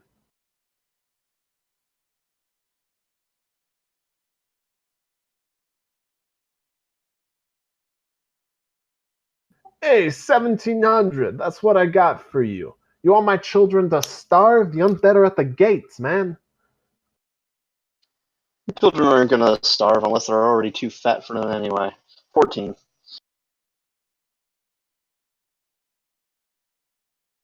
Did you just call his children fat? Yeah, because he keeps robbing his customers and feeding his kids. Wait, is he robbing his customers or murdering his customers? Because one of them makes it significantly easier to feed them to your kids. Yeah, what?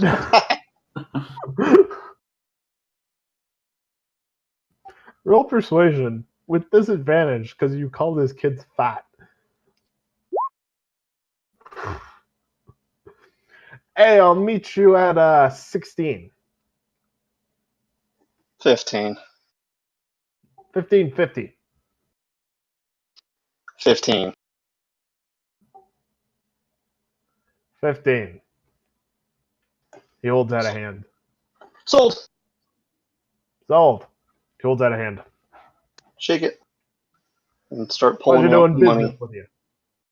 Pleasure doing business with you, my friend. He watches you count money out for him.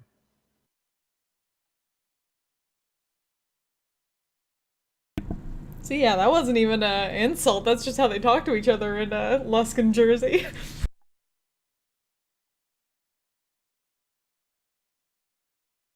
Apparently so.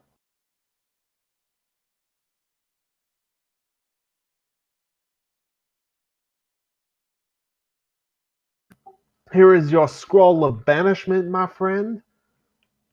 I hope you have a good day, okay? You get out of Everland safe.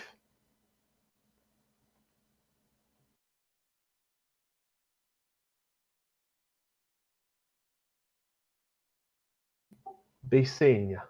Thank you.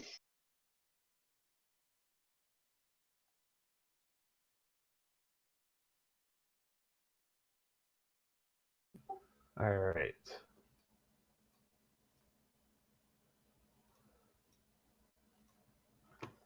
So we can head back to the tower and meet up with everybody.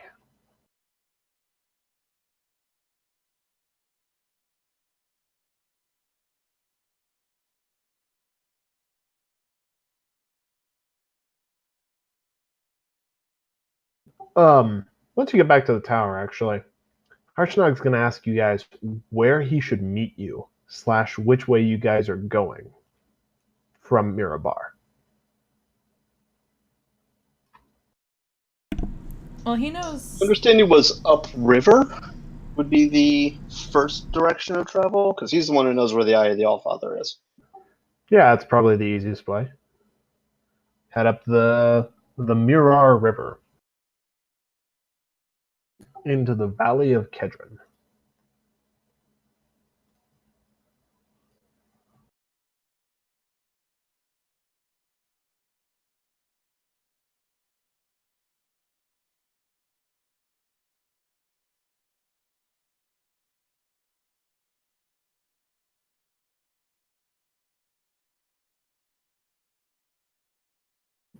All right. Good plan. Yeah. Pretty much the only thing we'll probably need to do in Mirabar is drop off a sending stone.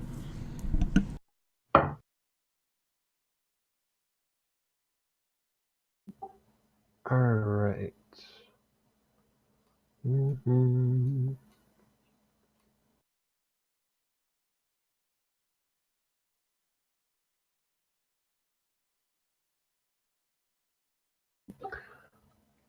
Well, are you ready to proceed to Mirabar? Believe so.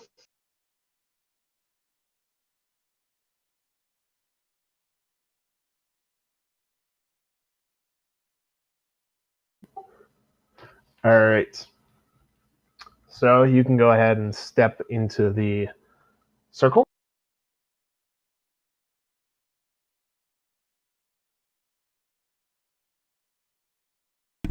Pleasure seeing you again, Master Archmage. Thank you again.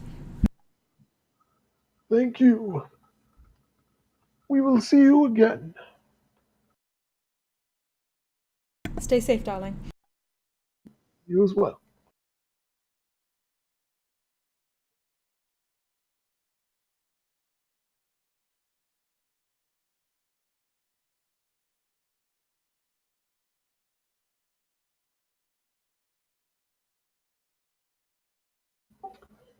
All right. So they go ahead and cast teleportation on you and send you to Mirabar. The Mirabar circle, you guys come back out in the loft of a stable house, actually, surrounded by hay. There's a dwarf who looks like a shield mate, who looks like a stable hand, standing next to it, complete with leather overalls and plenty of straw on his beard. He stands next to the circle and mutters, come on. Get yourselves out of there now, quickly." Sneak our way out. Indeed. Now, if anyone asks, you came in here legally, through the gates. But of course. This circle ain't strictly legal, if you know what I mean. I see. Of course, to give him a wink. I saw nothing. That's what I like to hear. Now, you got some big bugger with you? He's invisible, Crowan said. Yes. As you can see. Ha! You're funny. That's funny, elf. Big boy, wherever you are, you can open some of the doors on the roof and head straight out to wherever you're meeting. The rest of you, head down those stairs. Front door's right there past the horses. You can't miss it. Hang right, and then another right, and you're right at the gates.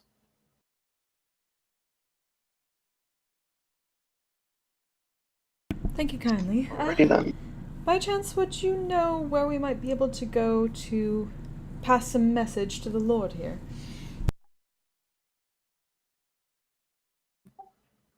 I didn't get what I assume was the second half of that, but I assume it was pass a message to the Lord. Yes. I. We can probably manage that. What's the message? I suppose, like, we probably would need to write down a thing, wouldn't we?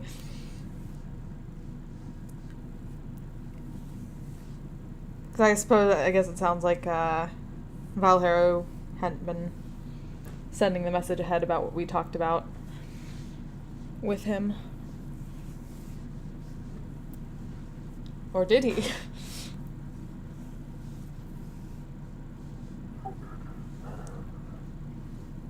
No, he wouldn't have sent.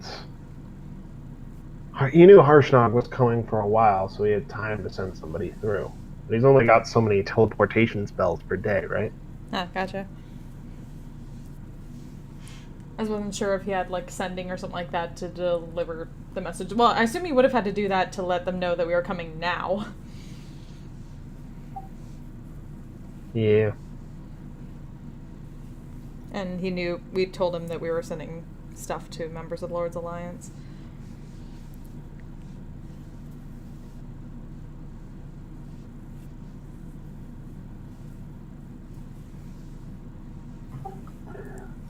I can get your message. You probably should write a letter or something with it, though. Can I say that Inks would be able to write a letter in that time since people were doing other things? Yeah, Yeah. you can for sure. And Inks will pull out a letter. And I guess one of the sending stones. Prepared, lass. I do try.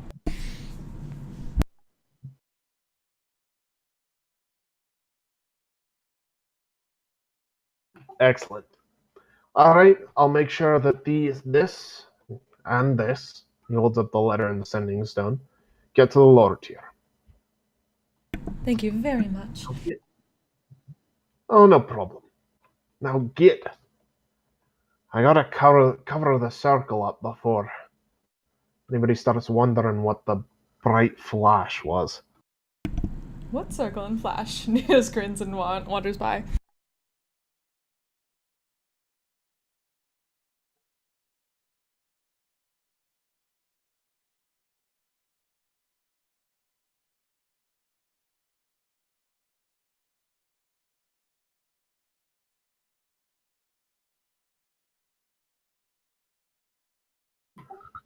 Be seeing you. Hopefully. My pleasure, darling. What was your name? Name Zaspar. Zaspar Bronzefire. Such a strong name. I'll remember that. Thank you, darling.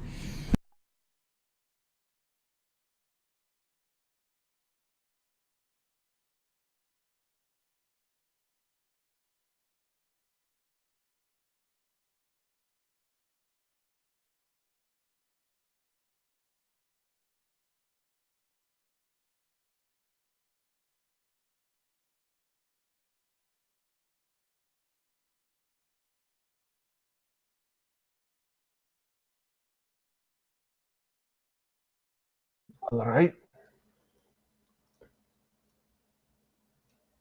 Now get the rest of you too. Of course, Master Bronzefire. Head out.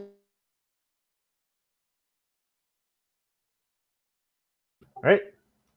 So, Mirabar is, once you leave the stable house, Mirabar is pretty much what you saw above ground in Adbar 2.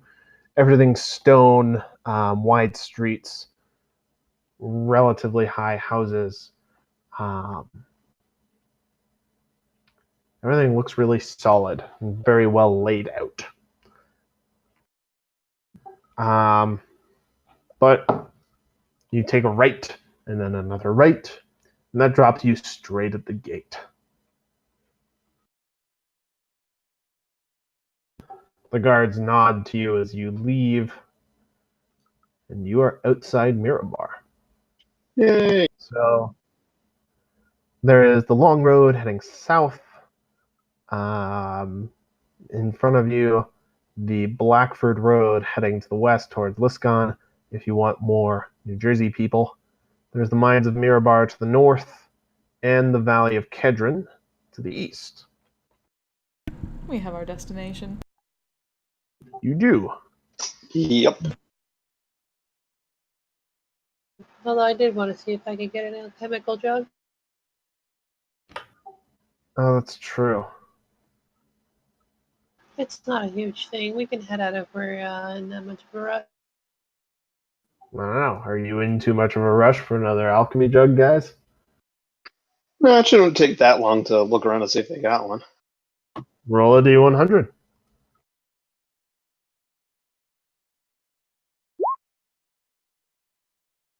Yep, you find one. Yay! Oh yeah, we got the best jugs of alchemy in the world here in Mirabar. They are primo jugs. Trust me on that. You want one of my jugs, lady? I'm interested. Are we not doing phrasing?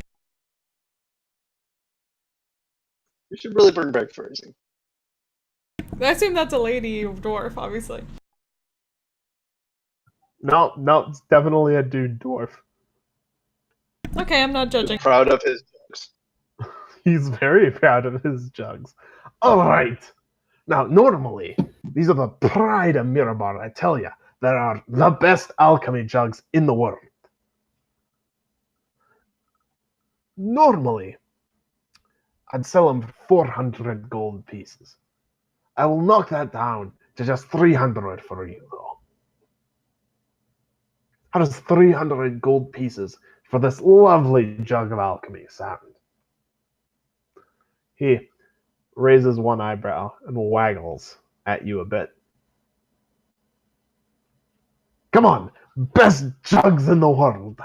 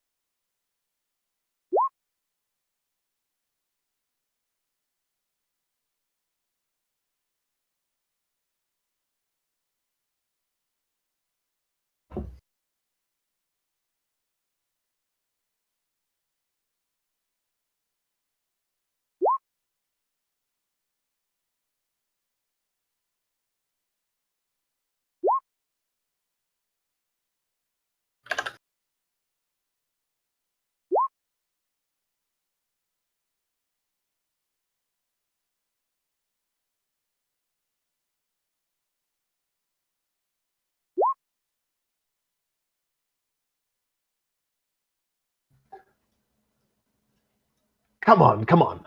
300 gold pieces for one of the finest jugs in all the land. You'll not find a better deal than that anywhere. What do you Sorry, think? could you not hear me? I asked if No. you would be willing to demonstrate the quality. Oh, yeah, no, I did not hear that at all. Yeah, it didn't come through. Oh, for certain.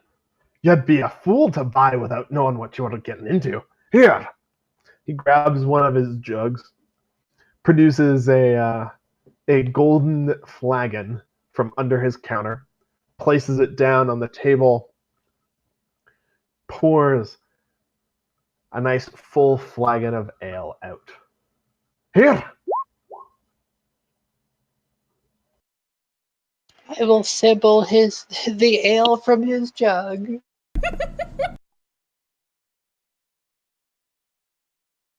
Yeah, you're drinking from Don't they his have a jug. mayonnaise city? I was going to say, I was actually more interested in the mayonnaise than the ale. Shit. I'm pretty sure that's not what the Dwarven City specializes in. I mean, All I get right. why he went to ale first. Roll a con save. How fucked up did this get you?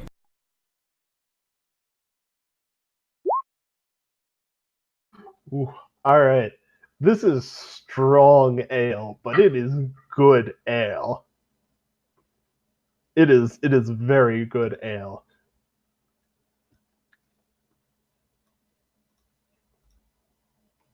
You know, any ale that makes me have to make a con save, I'm gonna have to come out in favor of. So I'm gonna go ahead and buy his flask at the markdown price of 300.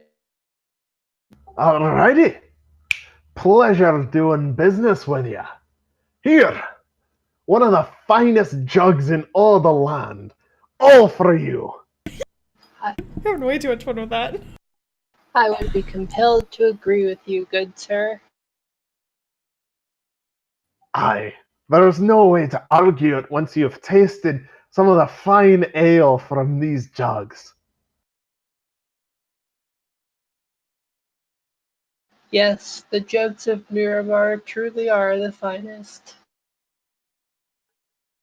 I can't wait to make this a highlight. Alright. Well, enjoy. Wherever you may go, that jug will keep you in good ale.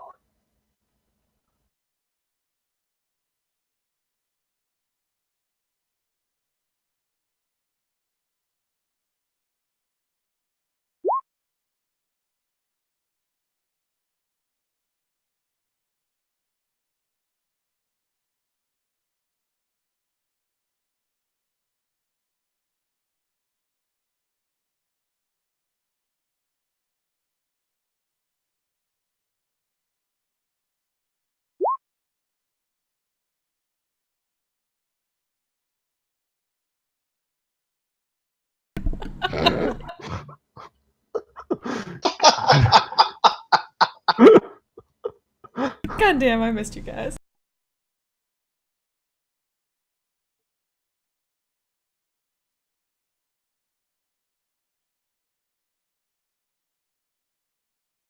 Alrighty.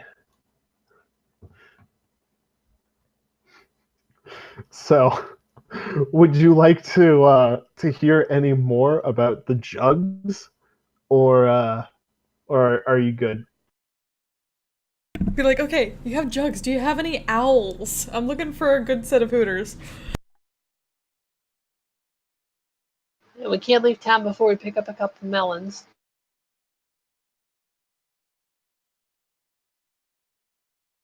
Ah, you can't get good melons up here. All we got are jugs. It's too far But- north. I suppose it is disappointing, but understandable. If you're looking for owls, though, I happen to know a man. Very reasonably priced hooters.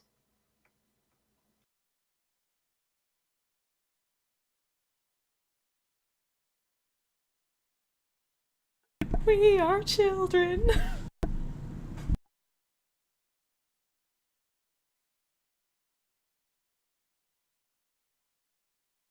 It's called neoteny, and it's a species thing. It's called what? I'm sorry? Neoteny.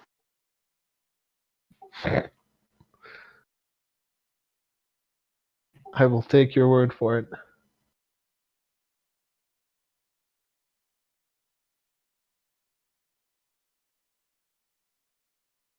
Alright. Is there anything else you guys want to look for in Mirror Bar, though? On a slightly more serious note?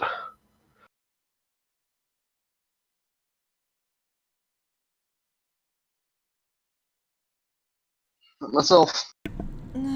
Let's just keep going.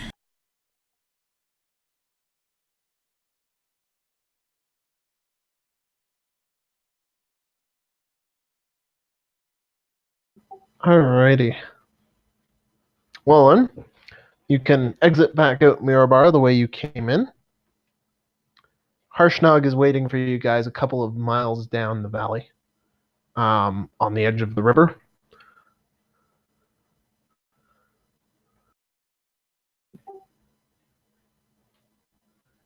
The best way to get to the eye is proceeding along this valley for a while. Are you going to do that thing with walking on the water again? Is there a reason not to? Is it the Ah, fastest route? yes. Yes, it is. I really need to see about getting you some boots with some anti-water enchantments. Oh, I'll make myself a pair later. Alas, though, there is no seal around here for me to use.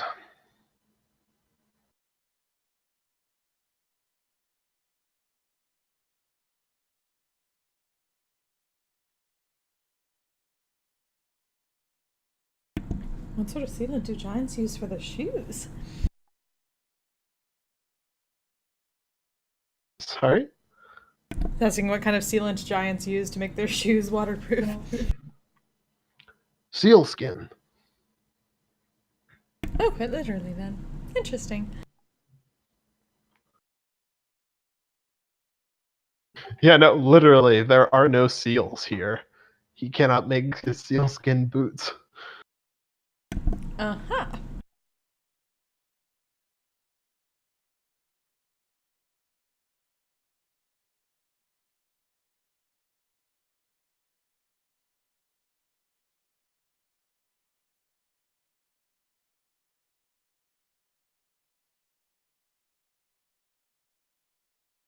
And trust me, darling, were it not so important, we wouldn't make you do it.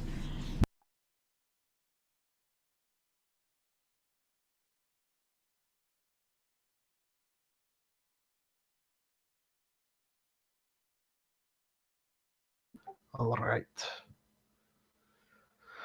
Let us go. Let's get this over with.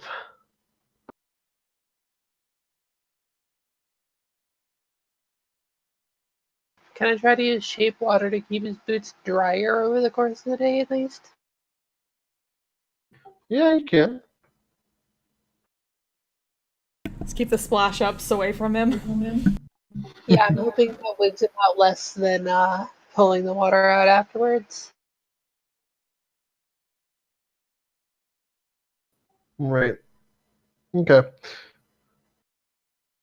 Harshnug notices what you're doing and gives you a nod of approval.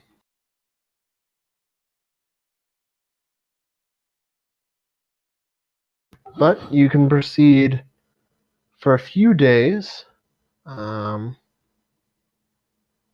Yeah, it's several days to the mouth of the river. About 2 days into your journey, you spy a peculiar sight on the horizon. Looks to be a very large dark metal tower along the way. Have you seen anything like that before, Hoshnog? Up in the mountains?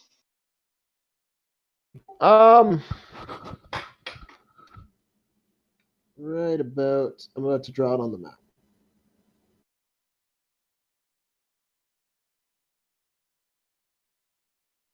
Right below the second L in Valley.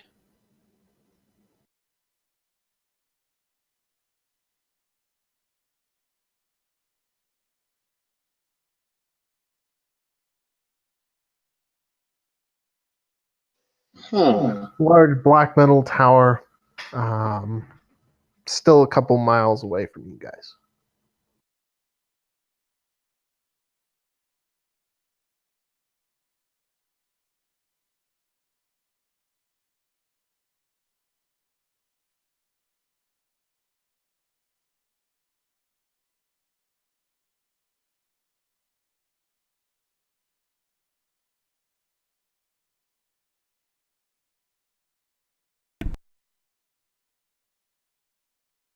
Mel, do we want to send someone on ahead to scout, or? Does Harshnag know what that is? Has he seen it before? is Wizard Tower. He does not like giants. He's doing something with gears, I think? With what? Gears. Oh. Yes.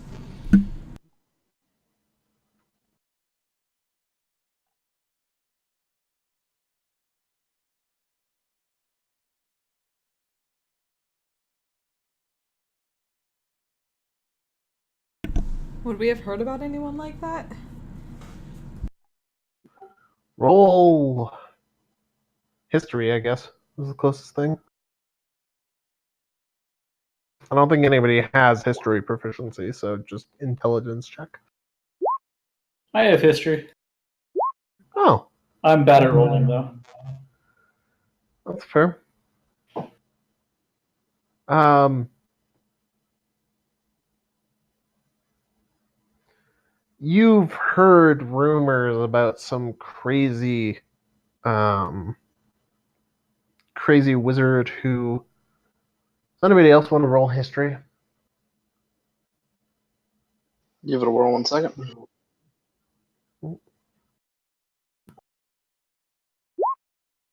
Hey, All right. So, Adriel, you've definitely heard rumors of this crazy guy, or of a crazy wizard who lives out here and who does some weird experiments with clockwork and automatons.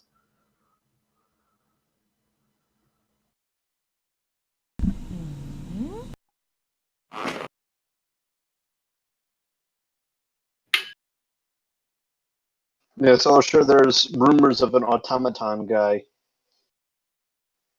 up in this part of the world.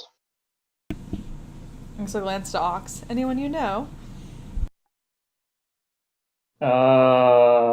Is it anybody that I know? It's human. Okay, then no.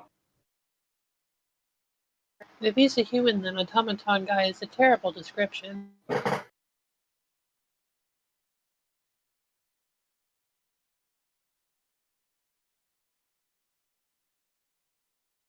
You have a point. But all I know is he's a guy and he's all about automatons or something. Basically. He's doing some sort of weird experiments with automating things using automatons.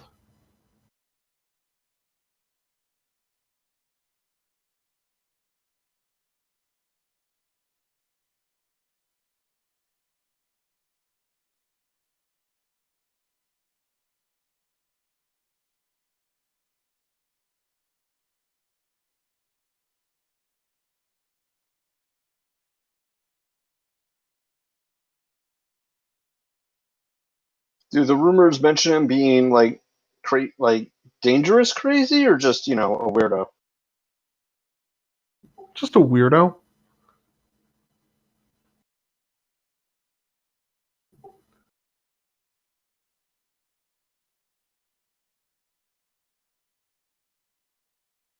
I'll probably phrase it as I haven't heard him as being dangerous or anything, just odd.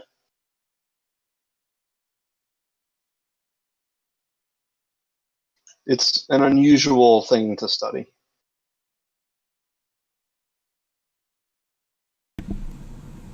Well, I suppose we just let sleeping dogs lie and head for the Eye of the All further still.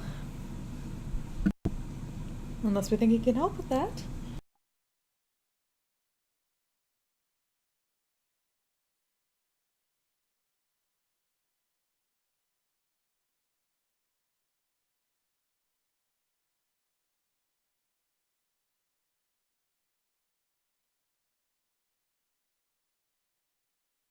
I feel like we have no reason to believe he'll be particularly helpful to us.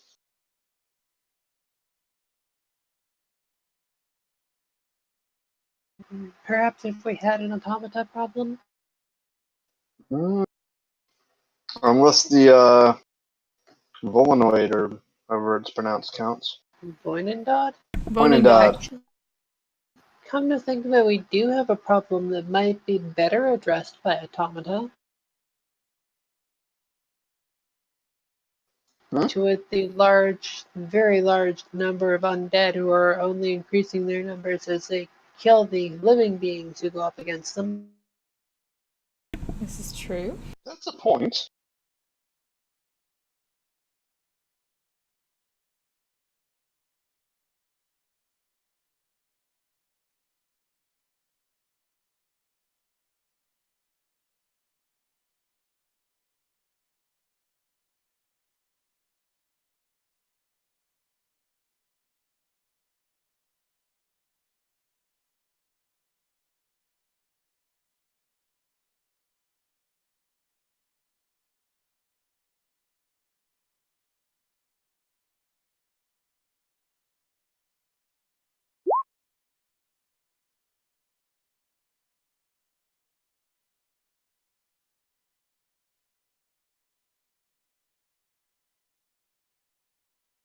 That sounds awesome.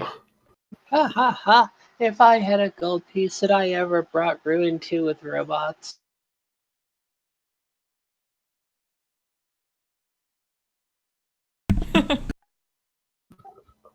Truly.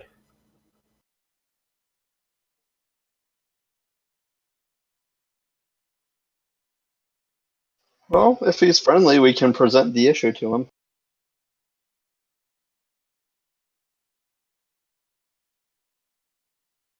All right. His tower is maybe half a mile off the river. So you can head over, knock at the door. I suspect. Yes. I suspect we may want to leave Harshnag down by the river. In a That van. may be wise. Also, I'm assuming we took the flask back from Harshnag. That's probably a wise assumption. Yes. Hello. Who is there?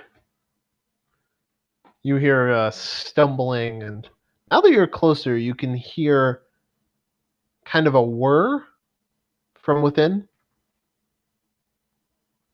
Something mechanical is running. Hello, hello. I'll be down in a moment. You hear a crash and a bit of a tumble. Oh, I'll be fine. 1 second. Take your time. Found the artificer version of Victor.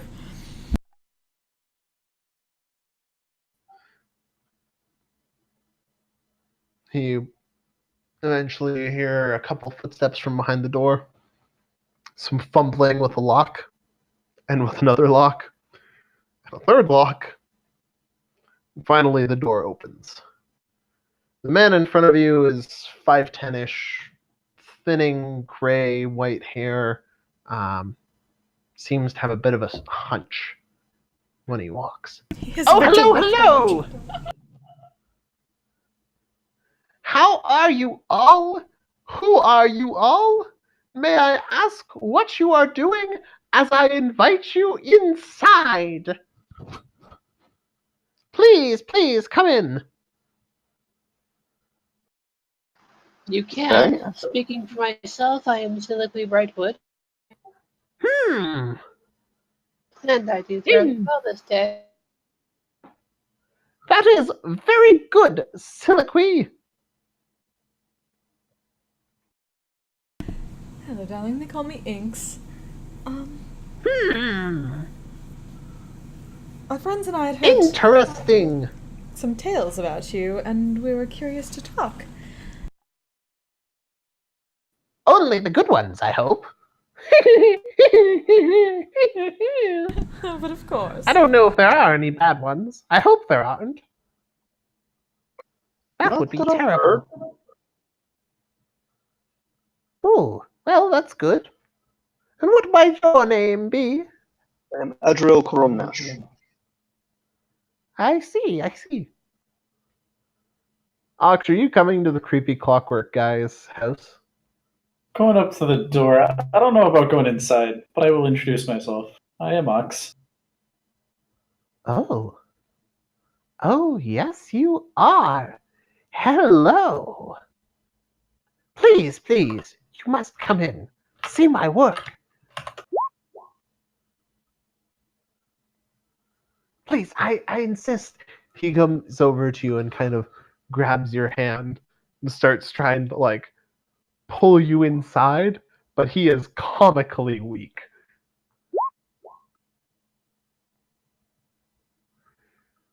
What are you inciting for exactly? Making sure those eyes are not the ones of somebody who is going to take him apart or try to. Have eyes stolen from squirrels? He is. We want to he make is sure he very, isn't immediately planning on disassembling our buddy. He is very interested in Ox. He just wants him to come inside. Please, please, you must come inside.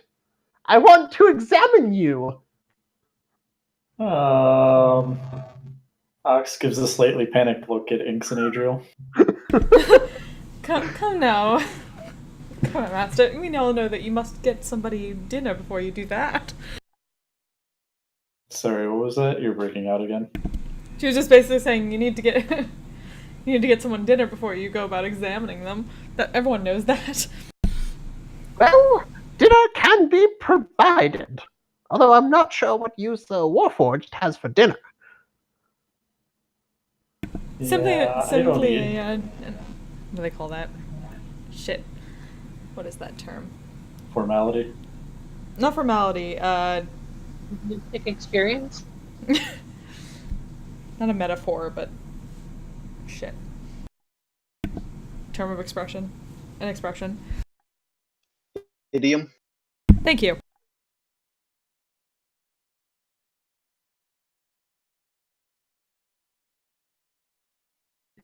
Well, dinner can be provided. Whatever service you require can also be provided. You are not the first one of your kind that I've met. He kind of taps against his temple. No, no, no, no. The professor knows many Warforged and many things about them. That catches my attention. What other Warforged has he met? Or have you met?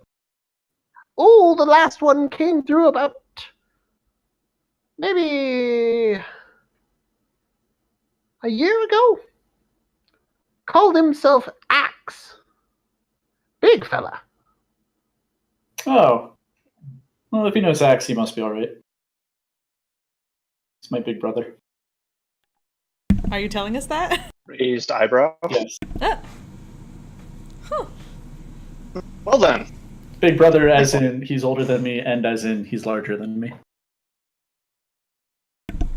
That certainly makes sense. I didn't expect you to be such a family-centric person, Knox. I'm sorry, all I got out of that was I expect you. Yeah, same. Sorry, she said I did not expect you to be such a be part of a big family or big family-centric person. I have 3 brothers. You've been holding back. Where did all these family members come from you never talked to us about? You cut out again. Like saying she was surprised and kind of she was doing the pouty thing about like, why didn't you tell us you had such a big family? You've been holding out on us. Oh, I haven't seen most of them in years.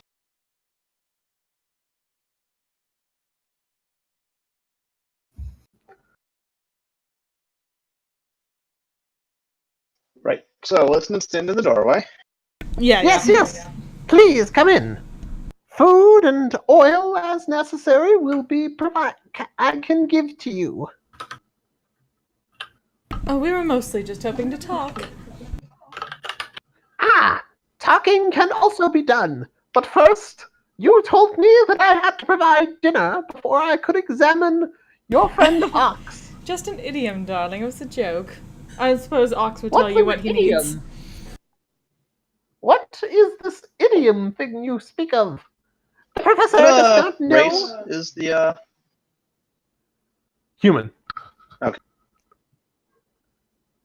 Simply a term of expression, I suppose you'd call it.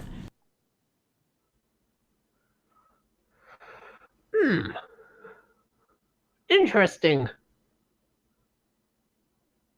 You would have to ask Interesting. Ox what he needs if you wish to go about examining him, but... Ah, this is true.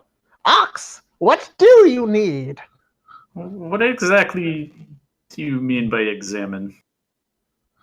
I want to see what makes you run.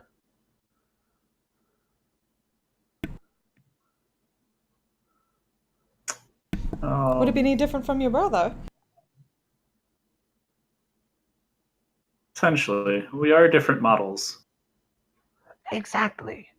All the Warforged have these differences about them. But there's always... I haven't been able to figure it out yet. But you're always going. The gears in here, all the gears inside my tower, they have to be rewound or spell-powered or something. But the Warforged never need to be rewound, never need to be replenished. You're always going. Except when you aren't. Out of curiosity, where did Ox's brother go? Oh, he left. Maybe months ago? I don't know. Time is very difficult when you're out here. What about the gnome that he was with? He left with him, of course.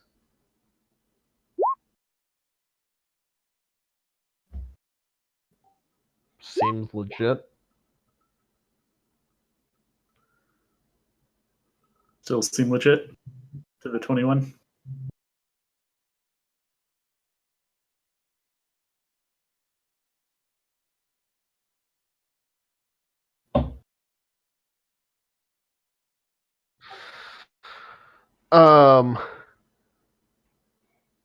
He's definitely crazy. He might mean leave in a different way than you think.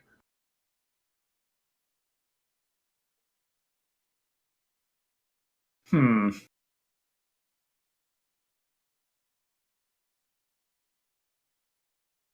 Hmm.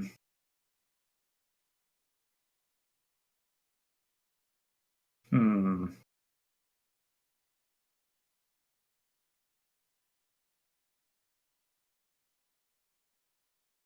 Alright, well, Ox will cautiously open up his chest panel. Oh, you're just going to let me see it? Oh, this is very exciting. Oh.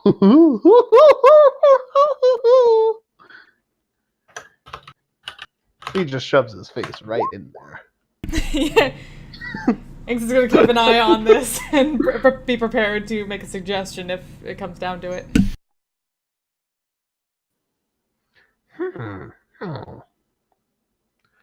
Yes, all the gears seem to emanate from here. That much is clear on all the models. But what powers this one? Something further back in the Warforged, but can't tell without breaking you all the way open. I can't do that. You're far too pretty. Look at you, all these gears running together like this. So very pretty. This sounds like a job for a large reduce. Well, yes, darling, we couldn't be the charisma crew without that. Right. Well, I'm gonna go ahead and close back up. Oh. Well, I suppose I should give you all dinner. And then you can tell me... Sorry. You can tell me what it is you wanted to talk to me about. Does that seem fair? It does Of course, indeed. of course. All right. So the professor leads you into a larger room where the entire thing is covered in gears and cogs just whirring away on all of the walls. Above you, A single large gear makes up the entirety of the ceiling, with a chandelier attached to the middle of it so that it's continuously revolving, bathing the room in light. There's a large table set out beneath said chandelier, with several humanoid but not war-forged automata standing next to it. Professor wanders in. Food! I need food for the guests! He claps his hands, and they totter off. And more whirring begins to sound from behind one of the doors to the side. There are 3 exits to this room. One of them is the one you came through, one to your left, and one dead ahead of you.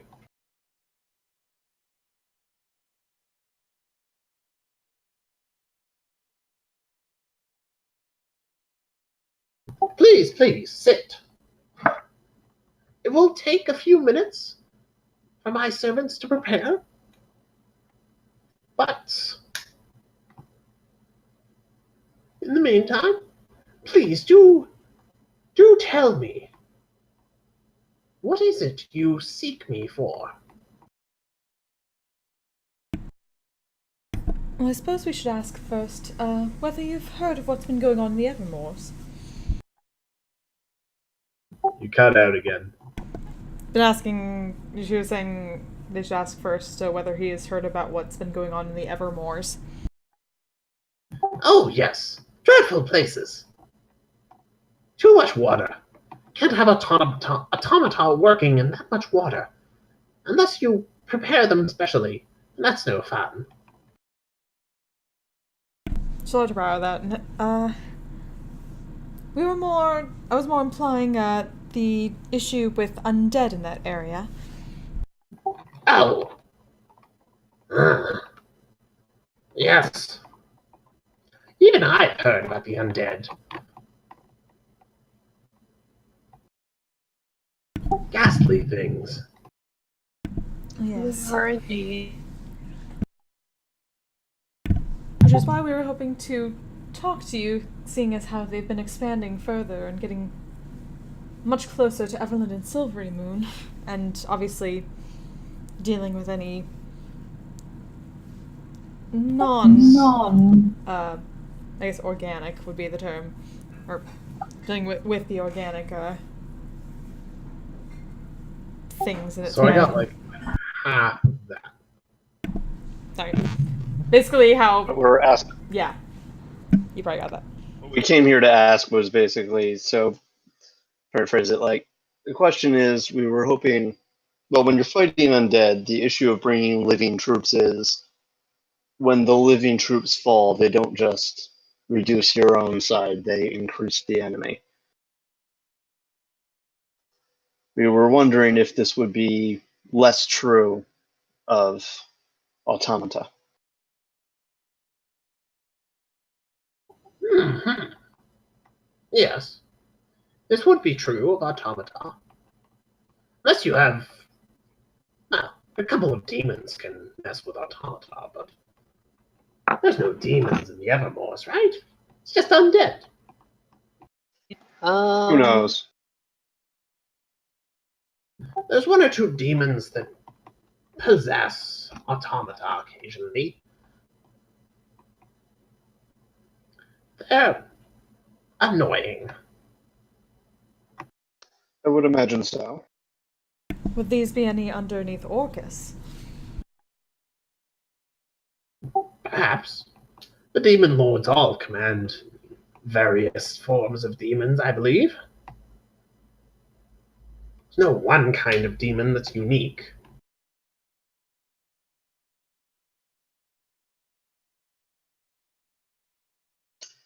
Certainly true, yes. Then I would suggest, if possible, that we could fill in the front lines with automata and use them to push back the undead threat. And if we encounter any of those demons, the solution is to make sure that we don't field any units that we cannot destroy if necessary. But at the very least, it would reduce the advantage of the undead. An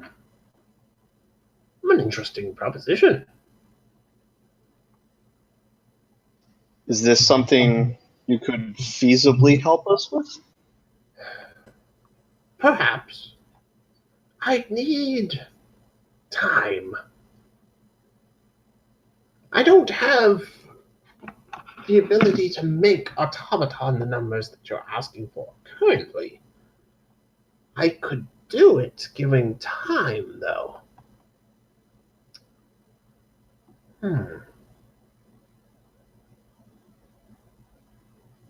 Then, of course, I'd need to get them all there.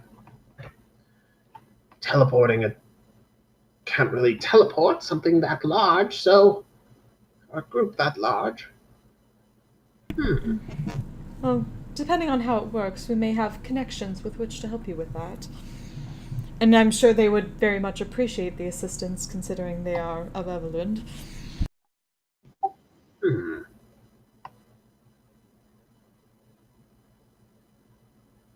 It is possible.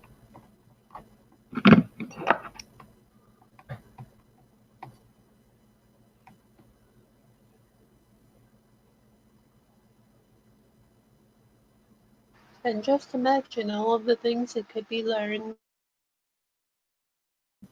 Oh, automata for war are easy enough. But perhaps the question is, if there could be mutual assistance, then perhaps you could get some more resources from those in power, who would be very well suited to receive this help from you, and would very much appreciate it. Perhaps a patron. It has been too long since I've had a patron around here.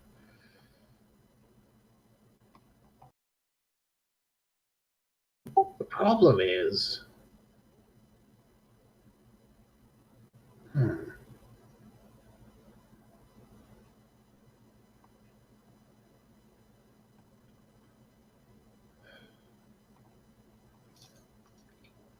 Perhaps you can help me with this, young ox. Do you have any dead siblings?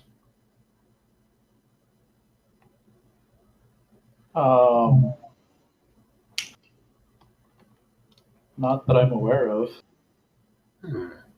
Pity.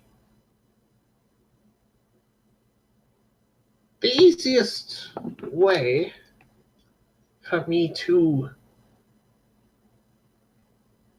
get this, for me to produce more automata, would be to have a brain, such as the one that you have.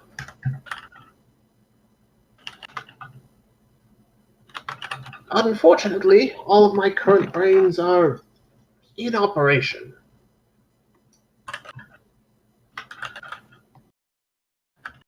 I can't exactly pull them from their machines. It would kill them.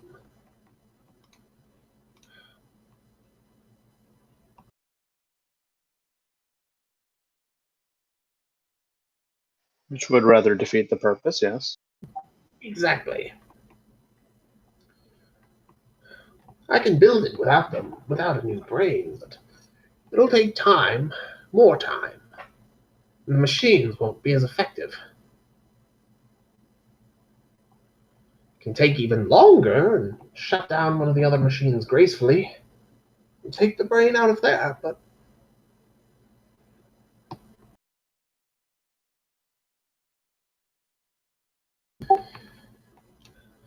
you seem to have a problem. So perhaps if we asked around, and if anyone would know if there were any downed warforged that might be useful to you, would that be helpful?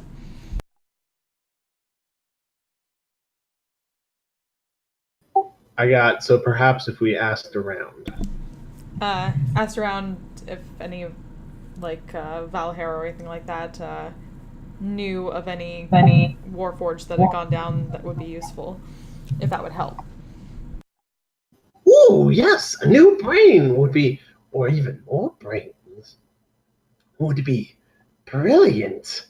The things I could make with more brains. She's just being kind of poker faced at this. If Ox was looking at the time.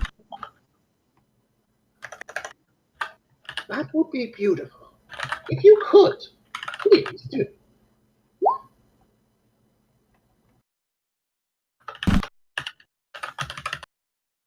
And that's why she's poker facing it.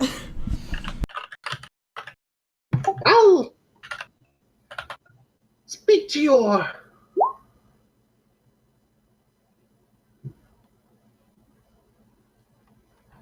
Speak to whomever you wish.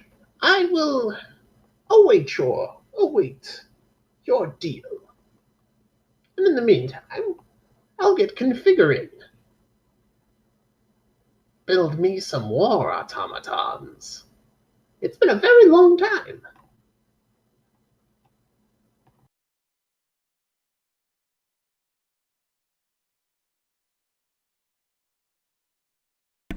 Well, we can certainly talk to our lord and see if he has any idea of those who might be able to assist you.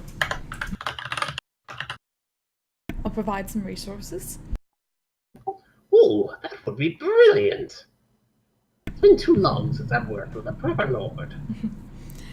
No guarantees, of course, but I'm certain he's quite as interested in what's going on in the Evermoors as we are. Oh, I'm sure that once everything's been explained to him, he'll come around.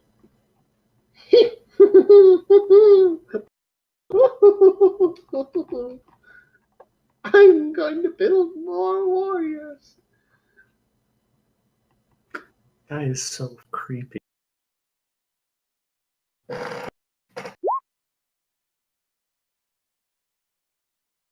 He is very excited.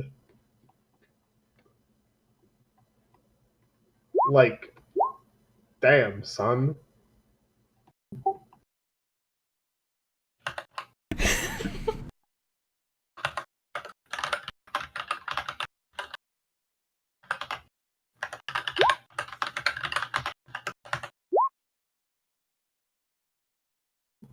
Yeah, he's just really, really excited at the idea of building war robots.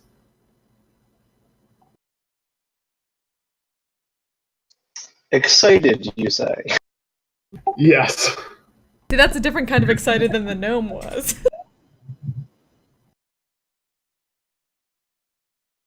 Basically, is this guy?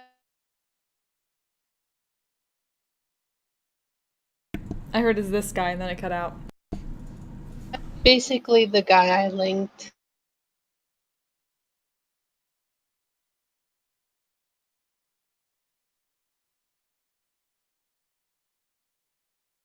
I'm about 10 seconds in, and I can already tell just from the background music, yeah, he's probably a lot like that guy.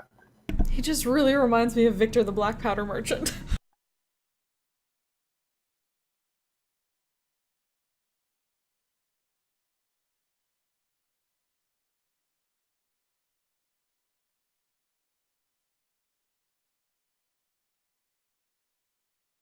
Well, let's hope this whole episode doesn't bite us in the ass. Yeah. I feel like it will. Like, we're trying to be helpful, but we can't do it all ourselves. And we have three I mean, major taking a issues. look was a good idea, but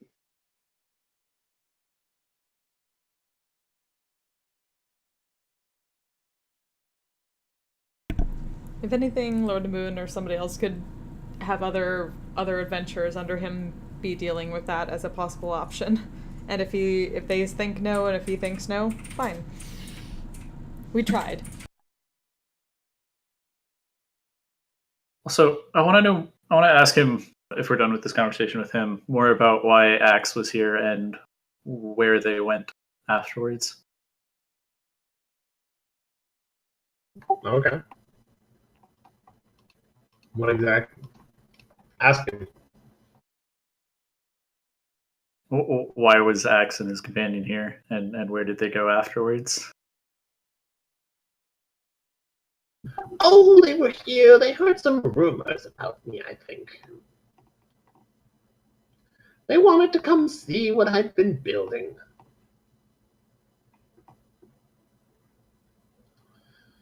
They seemed impressed, I suppose. I'm not very good with people.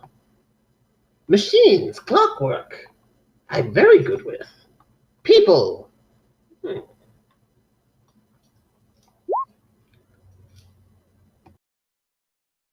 Insight, if I can figure out why they were actually here. I.e., were they here because the gnome wanted to learn from him, or because they wanted to check up and make sure he wasn't doing anything creepy bad? He's not totally telling you the truth there.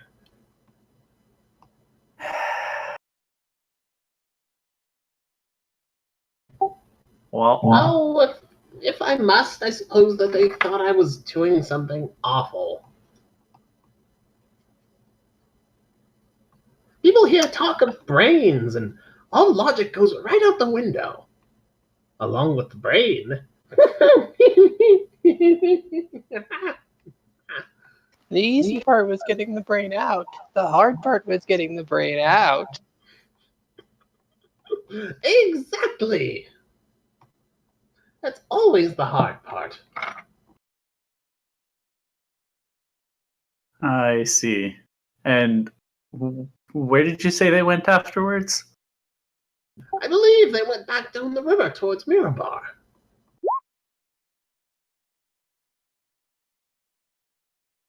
Insight that one as well. Seems legit. Yeah.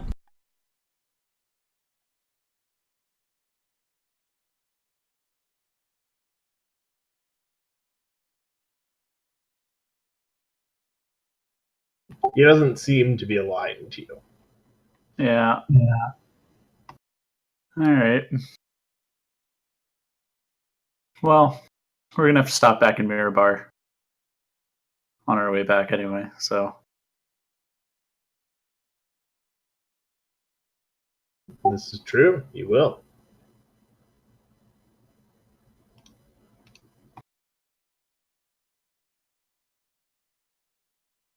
May I ask, could you stay the night? It's been so very long since I've had company here. I would appreciate just an evening's companionship. As much as when we'd is love it? to, we do have we are meeting up with a friend and we have an important mission we need to get to, but we did wish to speak with you before we went. Oh, important mission. Everyone's always got an important mission. Is it that important? Aside, your food's about ready. Yeah, I think that we should ask if he's okay with Harshnag hanging around. Oh yes, you may not be particularly fond of our companion. Is he made of meat? In as much as most of us are. And like that, he's fine. Oh, question number 2. Will he try to kill me? Almost certainly not, and not without cause. Brilliant! Then he may come.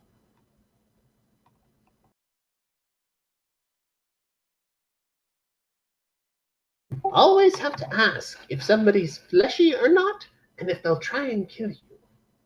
Trying to kill you is the deal breaker. That is quite wise. That is reasonable. We do need to. If should they're probably try not that. fleshy, though, you still have to ask if they're fleshy or not, though. If they are fleshy, then they're fine. If they aren't, they could be warforged, or they could be demons. And demons are awful.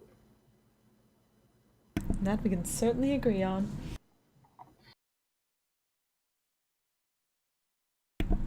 Very well then, I'll go get Harshnag. Brilliant! Come. Your food is almost. Your food should be about ready. Please sit, eat, drink.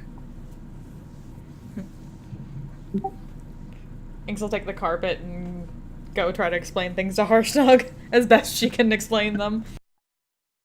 Harshnug looks seriously concerned, but follows you. If he tries anything, we'll kill him, darling. It's alright. This is obviously on the way, far away. Alright.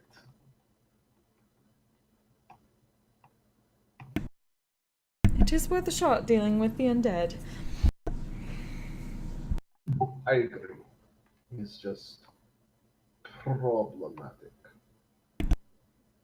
So many things about this world are nowadays. Right?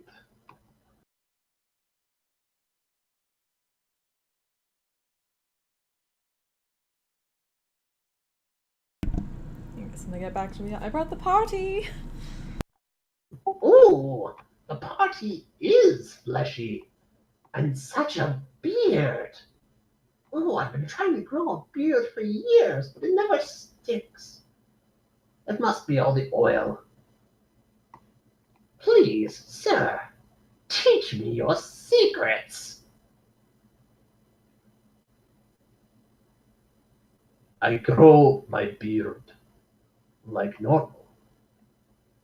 How else would I grow it? Interesting.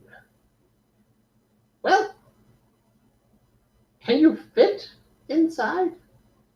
No, it doesn't look like you can. I'll have one of the robots bring something out to you. Be back in a tick. Or many ticks. Be back. He kind of awkwardly sidles back into the tower.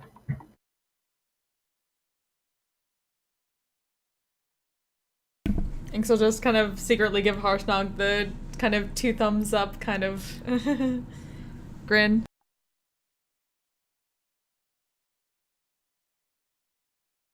Well, well, well. Now that you all have food, please eat up.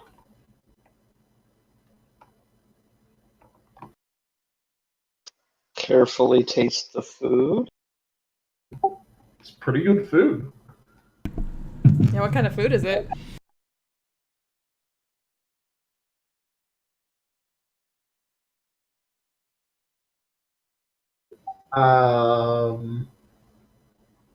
We'll say there's a lovely venison stew with apples. There's some lovely blueberry wine to go with it. I don't know. Yeah, some lovely venison stew with apples, some blueberry wine, some very, very tasty fresh baked bread. Just making sure he doesn't say any of it is seal, because we know there's none around here. Okay.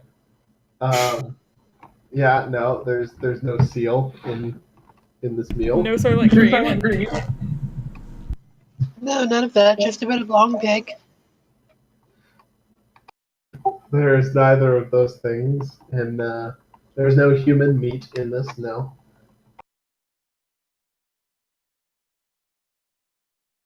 Question. Answer. I'm a half elf, so if I eat a human, does it count as cannibalism?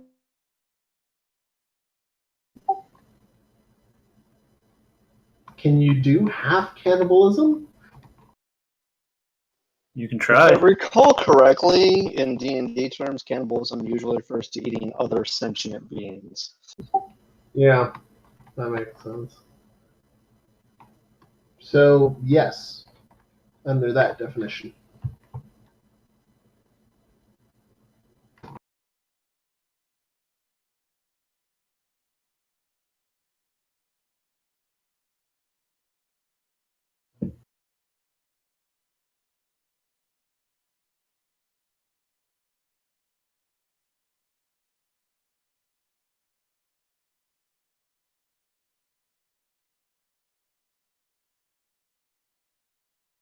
So if a awakened cow gets hit by a fireball, not yours, but just by like a random fireball, and you decide that you don't want to let the meat go to waste, is that cannibalism?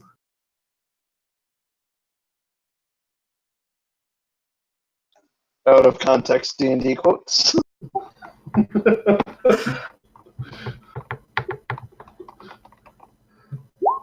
Leave it to the philosophers, I say. No. We still need an awakened cow for this, so let's go find us a cow. We're experimental moral philosophers. Experimental moral philosopher.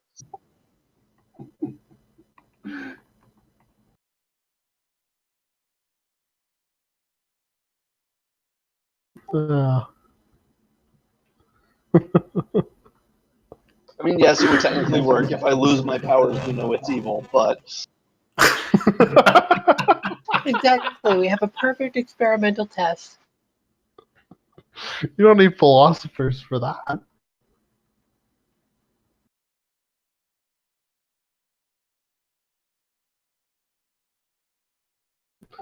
Yeah.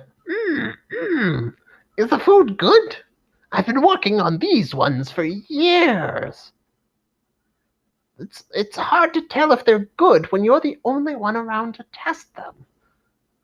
Is it good? Is the food good? Has he ever actually told us his name? He's referred to himself as the professor a couple of times.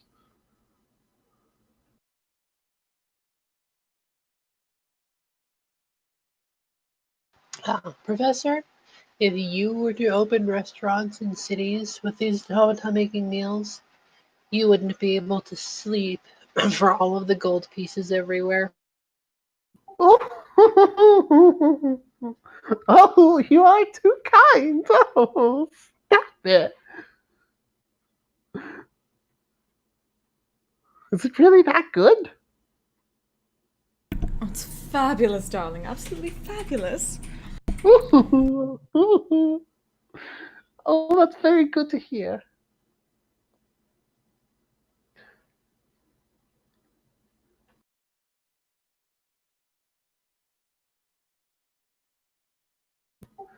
Now, I've taken the liberty of sending a couple of automatons to prepare beds for you all.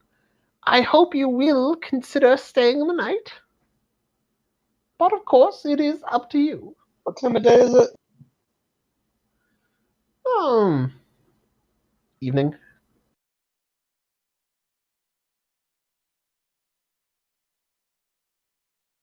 I'll look around the companions for the how they feel about the idea of spending the night, specifically Ox.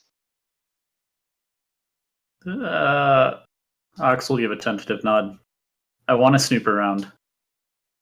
Okay. Or more specifically, I want Rich or somebody else sneaky snoop around. You can still make a hut in one of the rooms. 3 Snoopy, 5 me. I get it.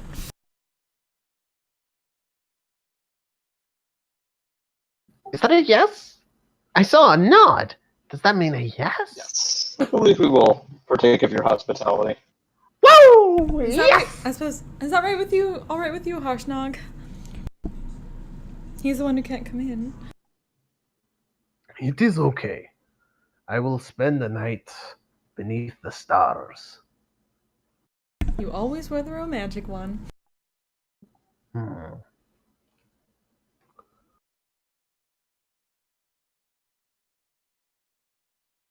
He kind of sits down and leans back against the tower and hums. And she'll just kind of whisper to him before she goes back inside. We'll call you if anything comes up.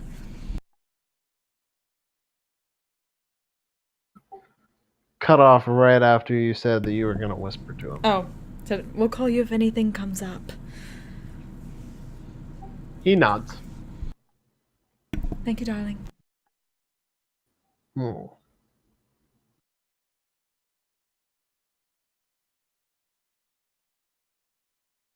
Oh, this is so very exciting. Oh, I'm so glad that you all agreed to stay. Oh, this is so wonderful.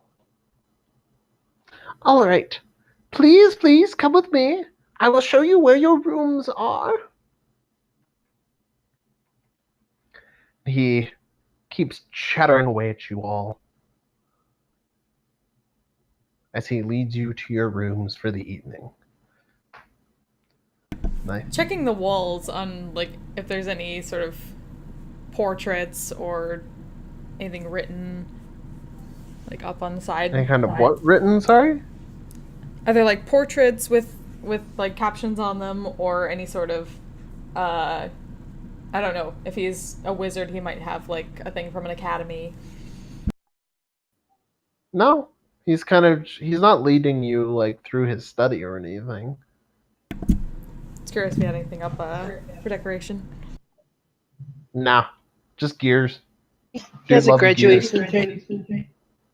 He has a graduation certificate from Crazy Alchemist 3-week wizardry correspondence course. You never know. Yeah. I think this is where we're gonna end for the night. With you guys agreeing to stay the night with the professor. He's a Time Lord. No, I think he's just a creep. You just spend a lot of time stranded on a desert isle. Wonder what happened to Marianne.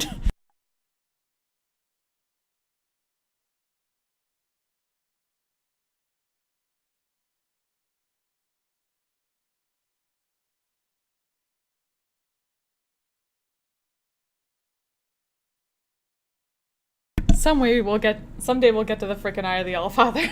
Someday. That's a bold statement. We're on Zeno's quest. We keep getting halfway closer.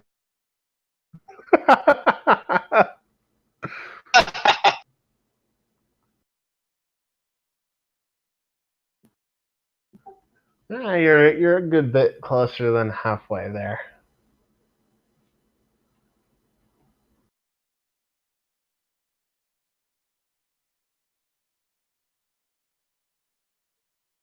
Just gotta make everybody a hut.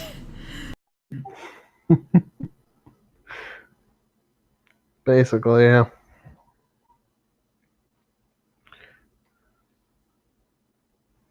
All right. So, questions, comments, concerns, guys? I'm a little concerned that we're gonna go down for breakfast to see ox spread all over the table. And that is why he at I'm a least little needs bit a concerned hut. about that too.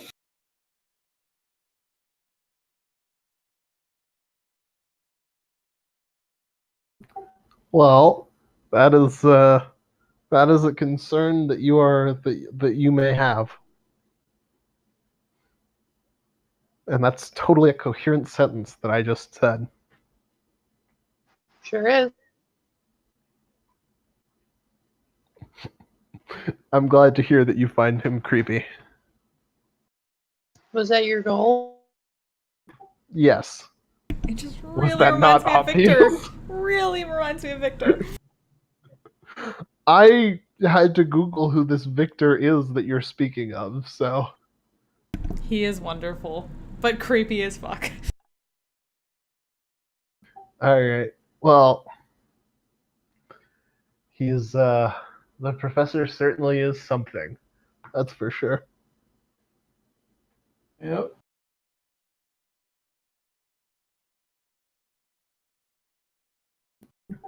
Alright. Yeah. Anything else, guys? / nomination if there isn't.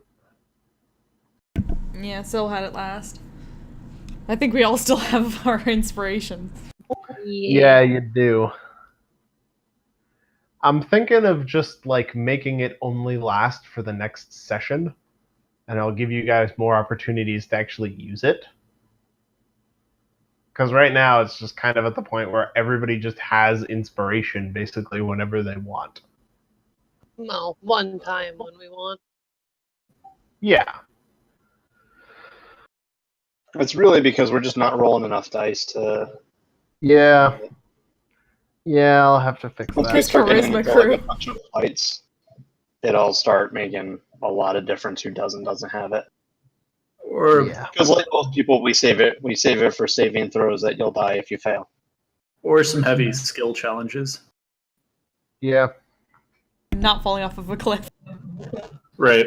I mean, the only Yeah, real it's been a skill lot challenges of- we've had recently are just social, so.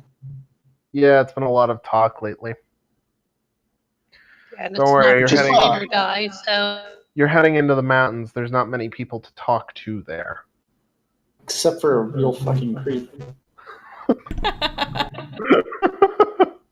I need Yeah. an adult. nice guy. Except I need for He the- took several us to his adults. home. He gave us a meal. except for this He stuck fucker. his face in Ox's chest. Almost motorboated No. Ox. Yes. What the hell? I need all the adults. Motorboating the Warforged is now my new euphemism.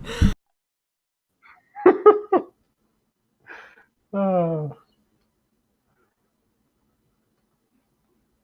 All right. Well, don't worry. I'll have something. There'll be something next week. Of that, I promise you. Oh boy. Also, Ox can technically run on water. So if you jumped on top of him and he ran across the lake for you, would that be motorboating on Ox? Yes. Yes, I suppose it would be if Ox wants to be a motorboat. Ox can be anything Ox wants to be. It's like those kids who say, I want to be fire truck. Ox wants to be motorboat. Right, but Ox could conceivably be a motorboat or a fire truck. Only if you were a transformer. Warforged in disguise. I mean, I can Oh still my pick God, up Druid that class gave with my me next an couple. Awesome idea! Ox just becomes all of our vehicles from now on. You haven't seen jokes about that, about Warforged Druids, and how it's just the Beast Warriors cartoon? That I have seen.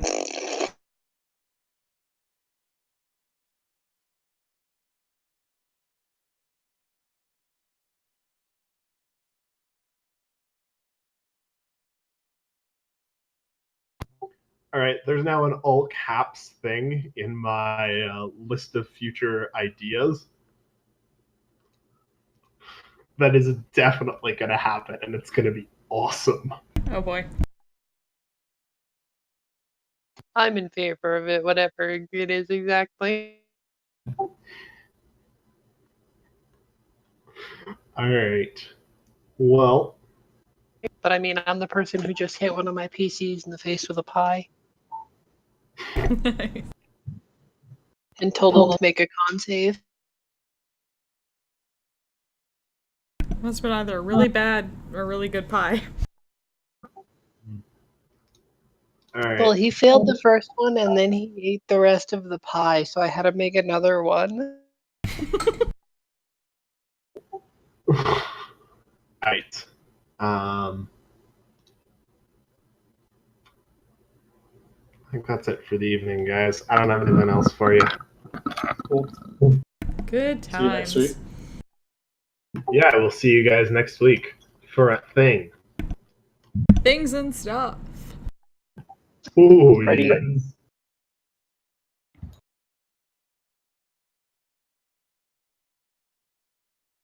Bye, guys. Later. Good night, everybody.